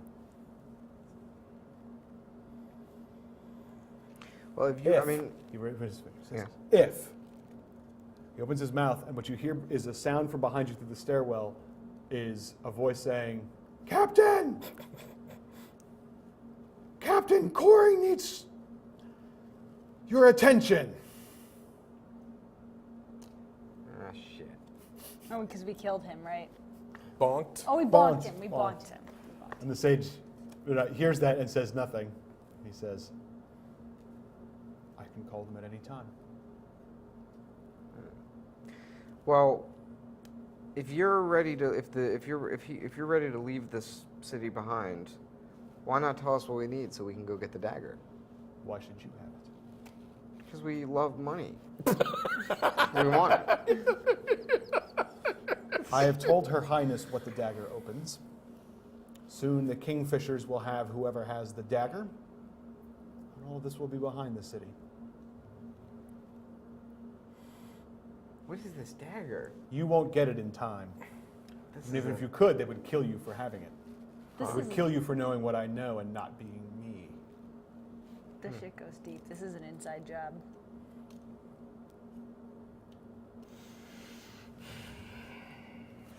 He opens his mouth and yells, "Carver!" He reaches down, brushes his foot across the ring of chalk at his feet, and there's a bright flash of white light, which you can see throughout the window above the rope above you. It's flashing out the glass. And when the light clears, the chalk is broken, and the sage is not there. The book is not there. The ring where he's standing is sort of smoking. And it's like the chalk itself is still like a light, like embers, like it's lit from within, like somebody's over bellowed a fire. With religion alone, your first instinct is don't touch it because it's probably still working. It probably Right. still does something. But where did he go? This is still on his bed. But if you want to move it, you can read it from where you can because not the ring goes part of the bed, so you have to pluck it off the top of the mattress. All right. Am I reading this out loud to everybody? I think you probably should. Okay. For the audience at home. Bonolo, I believe the Southerns shall keep you safe. This is quite a script. Shall keep you safe and well if you can but reach them. The city shall miss you, as I already do, though the living may not yet see how clearly or dearly, I'm not sure. If you find yourself in danger, trust Jenny. Call on her. A few dark hours yet, and the rest of your days await you. Yours, and it's either, I don't know what letter that is. It's a scribble. Yours, scribbly. J for Jenny, maybe. I'm going to pass it around. I'm not there yet. Oh, fair enough. There is you can hear footsteps in the room with you, like feet on the wooden floor on the boards around you. So he's got the book is gone, The book is on him, yeah. and he's gone. Somebody's walking around the room right now. So he kind of the one ringed on us, maybe? I mean, I think we've got moments here, and we've got to get that book. Smoke still swirling up out of the, forming almost like a corkscrew shape in the inside of that ward where he was. And the light that it gives off is enough now that you can see the cat is on top of the banister in this room, between the roof and the room itself on the rafter. It's, I don't know, 4 times the size, and it's like this big. Oh, Did he become the cat? Maybe he merged with the cat. Yeah, it's a familiar. It's not impossible. Then maybe he can either merge with the cat or Where's that book? it hisses at you. Did the cat merge with the book too? The cat hisses at you. We gotta grab that cat. Should I plead with the cat? No, we gotta bag that cat. That cat's going in the bag. Throw it in the bag. Let's go. All right. What do you got? yeah, you want to grab the Oh, cat? That's good, actually. Okay, cool. I'm going to say spades. Oh, fine. Let's go for it. Okay. Bagging up the cat. Oh my. Well, that's still an 11. It's a 2 card, but it's still an 11. So you can grab the cat, no problem. Just have a cat Now, hissing and scratching in my part of the arms. thing is that essentially the cat wants to hurt you, and you want to bag the cat. Yes. So because that is essentially still what we call an exchange, you will succeed, and so will the cat. So the cat will deal 1 damage to you, Fair and enough. you will bag the cat. All right. Okay. So take the top card off your deck, and you could be injured in any order. So I assume that if you want to be bruised or bloody or wherever you want to put that at the bottom of the sheet. I'm bruised. Okay. What card is it? You can see it so that you It know is what a you're 4 missing. of Okay. clubs. Just so that you're not left wondering forever what you were out of. So you get the big gouges on the arm because it's got 4 times the size of cat claws now. But you can get it into the sack that you brought for loot, this like burlap or whatever sack, Can't believe we and it's bagged a cat. tumbling and scratching and clawing, and it's going to get right out of that bag because it's a giant cat. But Oh, come on. no, I mean not. You have time, but I mean it will get out of that bag. All right. All right. It's going to be able to eventually. It makes So holes let's in the go. bag, no problem, but then it has trouble getting its claws Yeah, I out, think right? we got to So- zip line out Let's of here. zip line out of here. I don't know where Pat is. Pat's downstairs. He's coming up with the key. He's Why would coming he right up come the up? rope, right underneath you, right? So, That was the plan. as the two So of we you can are backing up the cat, you can hear footsteps coming up the stairs, obviously from Carver, and footsteps moving towards the stairs on the floor that you're on. Yeah, as Trin is bagging the cat, I've got that zip line, and I'm basically. Is the gonna- zip line up on the roof though? It's essentially like where the roof meets the fifth peak of floor. the- So yeah, you yeah. just grab it. And Yeah, slide. so I've got the zip line, and I'm just gonna. The minute she's got that cat in the thing, I'm just gonna grab her, and we're Okay. down. So we're gonna leave the footsteps. The footsteps. 'Cause There's guy- something walking around Oh, on the there's and, floor. and I think it's the guy just invisibling on us. I didn't realize that. Is there a way to I mean, we've track got the footsteps We've got and his then- cat and his keys. I feel like. Well, what do you have? Can you track the footsteps in some way? Well, between combat in terms of has a certain amount of alertness, a certain amount of awareness, to a spatial awareness. I just don't know that unless we want to fight these guards, I don't know that we have time. That's the problem.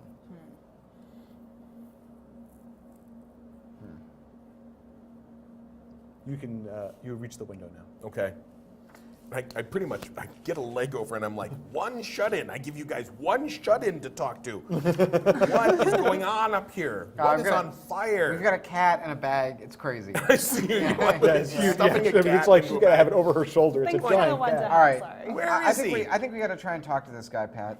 That was the plan, to talk. Yeah. Why is there fire? You tell this old man we've got his cat, we've got his keys. He needs to stop screwing around and come with us. Okay, I go in and I'm like, and I go, where is he? Is he hiding under the bed? We're pretty sure he's invisible right now.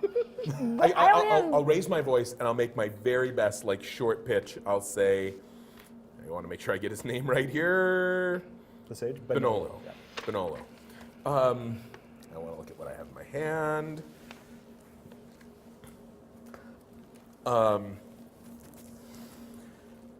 I say, Benolo, we're not here to hurt you.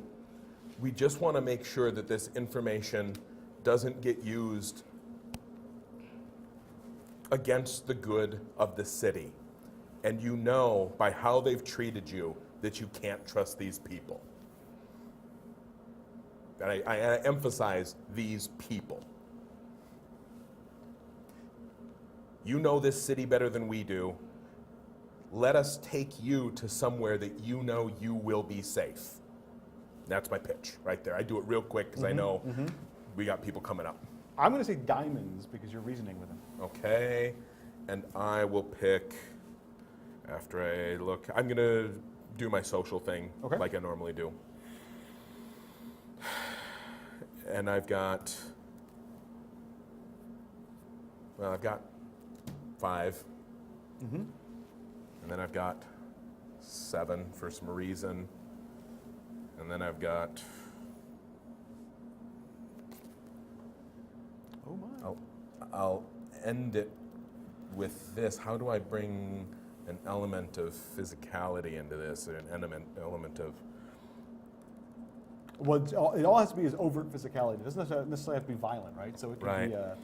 Pretty much, it's my dramatic entrance. You know, I come in the whatever, and I'll step in front of the people who are abusing his cat in a sack to kind of like obscure that from view, so it's not quite so center stage. That'll be my physical showmanship there. Okay. That takes you to 3 cards, which leaves you such as if you come into the room and into the full of the room. So you won't. Well, you'll draw 1 actually, and then you can return 1. So if you draw one that you like better than the 3 you have in your hand, it'll let you pick your hand. Okay. Those are discarded. Okay. The windows go to swing shut. You can hold yours open, Max, because you're like right at the window by the zip line, right? So you can see it. Like one half of the window swings shut, and the other half is swinging shut, and you can just grab it. The door slams shut as Carver is coming up the stairs. And you hear him, shouting. At first, it's just kind of like a "Hey!" and a voice from somewhere. It's a featureless kind of genderless drone, almost, of a voice. It has no age. It has no characteristics of almost any kind. It's more like the idea of a word that says, "He's listening. Benolo, listen to them. Leave this behind you." That seems like that'd be a Jenny. I've never heard anything like this before. Do you have Arcana? No. No. No. With religion, it being a Jenny is certainly the right. I mean, that or it could be an ancestor, but the shrine of the Jenny is flaring. The candle in it grows like green and tall, and it and she says, "He can hear you. I say, come with us. He has the book." Come with you? Where are you? Who is you? He's fleeing. He's still afraid of you. Bring him what you have, and he'll give you the book. I can convince him. You must hurry. Where is he? He's in the tower. He's in the ghost tower. He's in my tower. Do we know where that is based on that information, or not really? I mean, that's the tower we're in. Oh. Here. Come here. It's over. Come here. I still have a cat in a bag. I gesture to him. I'm like, come here, come here, come here. I go, and then I point over like the glowing thing of runes. I go, here, just stand there for a second. All right. Step into the ring. Yeah. She disappears. She goes. She dissolves into a corkscrew of white What, smoke. and what do I see? Kind of like the Wraith world in Lord of the Rings, right? Except it's all wind and air and blasted landscapes. You are in a tower that occupies the space of this tower that is not the same architecture as this tower. Interesting. The sage is plain as day, visible to you on the stairs. He looks back over his shoulder at you and he says, Why did I go and not Pat? Is there a terrible scream of pain? no, it doesn't hurt. Then I'll follow. You are now stuck holding the bag. I am so sad With a about cat this in it. cat bag Oh, situation. wait a minute though. He Why wants don't us. you unleash it down the stairs? Oh, don't abuse his I'm familiar. afraid that if I unleash it at all, I'm afraid it's coming after me Yeah, because it that's did probably slice that me. is a safe bet. So what if I just like toss the bag, the cat in the bag, Yeah. out the window? No, down the stairs, down the Kill his stairs. familiar. Okay, all right, Down the fine. stairs. Okay, I toss. There is a point at which you are just throwing a bagged cat out a window. Yeah, that's Fair enough. All right. So I throw, instead of throwing the cat out the window, I throw it down the stairs. you should open it first, and then sort of. Much more humane. Yeah. All right, fair enough. Slice the bag. I'm so mad at this cat. Toss it down the stairs. For what it's worth, the cat is mad at you too. Yeah, I know. We're not good on good terms. The cat, actually, instead of coming after you once the bag is cut, right, because it's kind of got the claws, it clearly just wants a beeline out of there Just as well. get out. Okay, Well, because so- it doesn't understand where the sage went. It just wants away. Okay, Right. word. All right, so cat out of the bag, going down the stairs. I join them in the. Yeah, that ought to buy us a few seconds with the guards. I think you are Yeah. correct. Yeah. And I'll bring out the key, and I'm like, The key is like a candle in here. It gives off light. It's bright in the ghost world. say, if you come with us, we will happily, as a gesture of good faith, come with us. And when you're safe, you can have this in your own keeping. It belongs with somebody who knows how to use what's in the book. He's standing half down the steps from the room at the top of the ghost tower, sets his book down on the floor of the room in front of you, and he says, I want no part of any of this anymore. I want out. Well, no. Who better to get you out than us? We'll steal the thing, and you'll never have to think about it again. You tell them I'm dead, and you can have the book. I will do everything in my power to convince them that you are either gone or useless. I will do that. Are you sure you don't want any help losing yourself? We're good at that.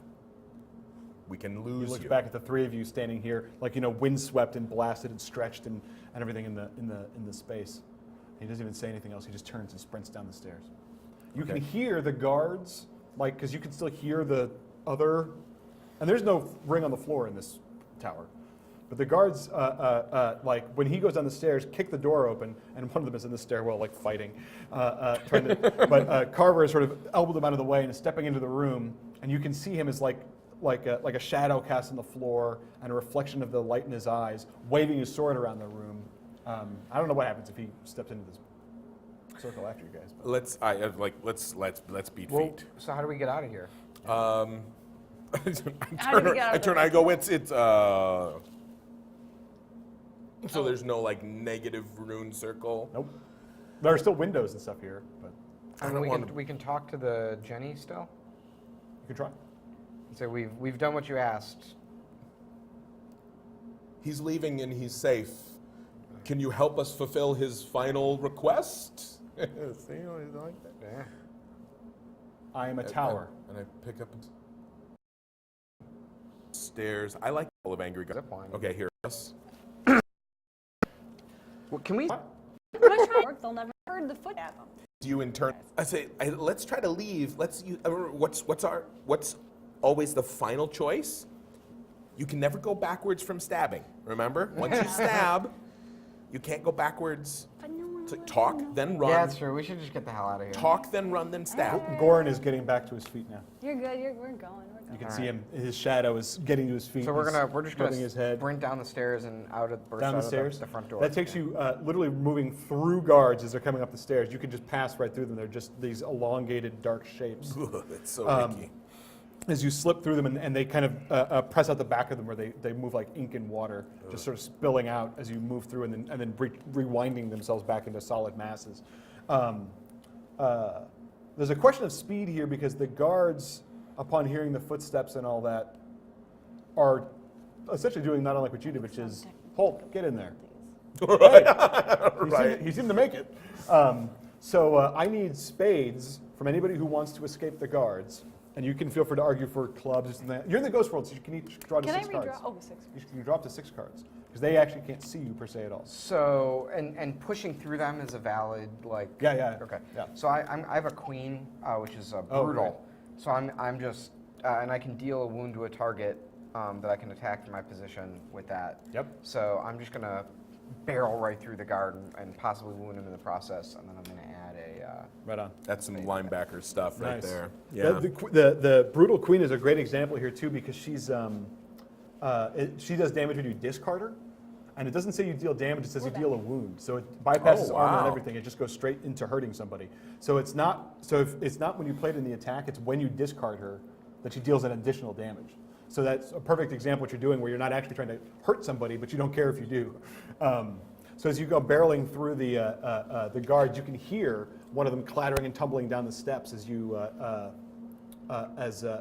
Dravain moves through him, and he like gasps and goes for his gullet and tumbles down the stairs after you, and then you can hear Holt exclaiming through the doors up above as he's panicking because he's in some kind of strange space and he's crying out for Carver. And then Carver apparently is entering and is coming after you guys. So they're chasing you down this. And like I said, the stairs are in sort of a different place. What this is the Jenny of a tower that is no longer present. They built another tower on its Old feet. tower. Yeah. So which one of you wants to go next? Do you want to go next? I was dealing with the streams. I'd like you to go next so Okay. I know what's happening. Okay. I'm going to play the Jack of Diamonds, which lets me learn the difficulty of any action in this area. So it's worth 5. Yep. But I can also learn like what it's going to take for me to get all the way through this. Exactly. Or if there's another task that you wanted to attempt that is in the area, you could ask for that difficulty. But I'm assuming that For me, the escape is the key right Right now. on. Where did I put that? Oh, the difficulty is an 8. Is an 8. Then I will go. I can just make 8, and I'm going to get out with that. Okay, great. So you're this is what knowing where to go and sprinting, minding your step, and this is figuring out how much time of a lead you have. Well, and this is kind of like trying to suss out this weird world. It's like, is it actually faster to go around them? Because I don't want to run through these guards. That is so weird. And then, like pretty much trying to nimble my way through. If I can go off a wall here or skirt it or somehow. Right. That's what I want to do. Beautiful. So they're both vanishing down the stairs. Guards are closing in front of you from in the real world where they can't see you, and coming up from behind you where they can in the ghost world. What do you want to do? I guess I'm going to just follow them. Okay. Oh, good. I don't have the cat in the bag still. I just have Right. the key. Okay, red. And the difficulty is 8, you said, right? It was for her, so Oh, it so probably it's- is for you. Okay, Yeah. so I'm going to, and I can just throw down a card. I'm going to say combo. spades, and then you can Yeah. pick a different suit if you wanted. No, that's fair. Okay, I'm going to put down spades again. Here, look at. Wow, you are stacked. You have Wow, a yeah. 7 in your Yeah. deck? Crazy. Yeah, that's the only 7 out of the 4 characters actually. Oh, wow. I didn't know I was wasting 11. it. Okay, great. No, good. that's a good use. It's You not- wanna- yeah, getting you want out to get is out not of here a- with Fair us. enough. Yeah. Fair enough. So as you come right on Starling's heels, the 3 of you heading down the stairs, Carver goes right past Holt because Carver is either ready for this on some level or is just mad enough that he's not worried about the ghost world. So he's trying to sort of chase you down the stairs. As you guys reach the door near the bottom and can pry it open or throw it open to get out into the world, you can see the door is actually at the bottom is like it's open a tiny bit, and there's bright white light pouring in from outside. And if you just want to push that door open, this is the door like the entrance, right at the bottom. You're all the way down these stairs here. All the guards are doing the loop, coming up and coming down back after you. You can see the sage is a dark, shadowy figure out in this bright white light of inverse night, running into the gloom. But I don't assume that any of you leave the tower until you tell me so, in case there's anything you want to do in the tower or in the room or anything. Actually, who is in front? I think I'm Gervain is on in first. front. And in the interest of us figuring out what's wrong with the stream, Right. I think we just got to make a break for it. Right on. Yeah, and try and That's- get back to our safe Yeah, house. same here. This is interesting, but we really need to get out of here. It's going to go south. Yeah. So when you step out into the bright white light, the white light just vanishes into the night of the courtyard, and you are out of the Jenny, you are out of the ghost world, and apparently the sage did not leave the ghost world when he left the tower, but you do.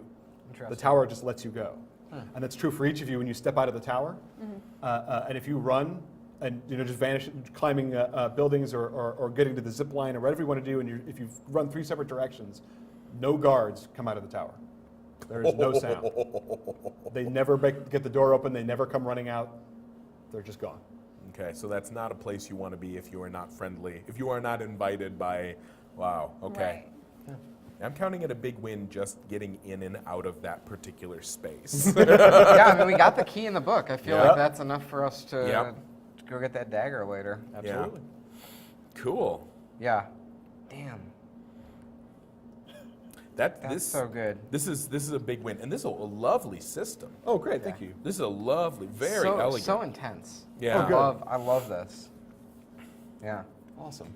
All right. Thanks for stealing from me, you guys. Well, and having that Joker right. in there, and honestly, if I had been the last person out of the tower, I probably would have played the Joker just to see the mechanism in play. Right. But I didn't want to be the person who tripped and was devoured in the shadow world to sour our overall victory here.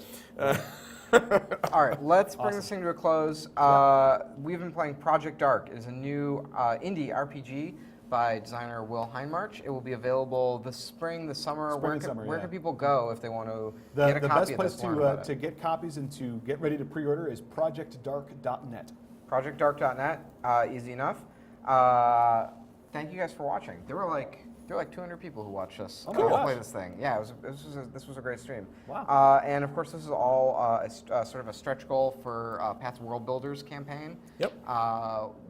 What's Worldbuilders? It's going to be a while, right? It's over the holidays. Our main fundraiser is at the end of the year, but we are also doing a mid-season fundraiser. Oh. We tried our first one last year. We're doing ours in June. It's only going to last for a week, and we've got a bunch of different things that a bunch of different geeks are stepping in and donating, and so stay tuned to the Worldbuilders Twitter feed or the Facebook page or my blog, my Facebook. I'll be talking about it there as well. Cool.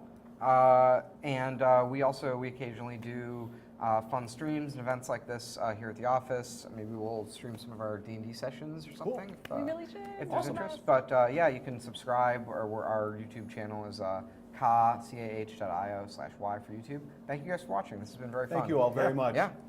All right. I need to get better at looking at the cameras. Right?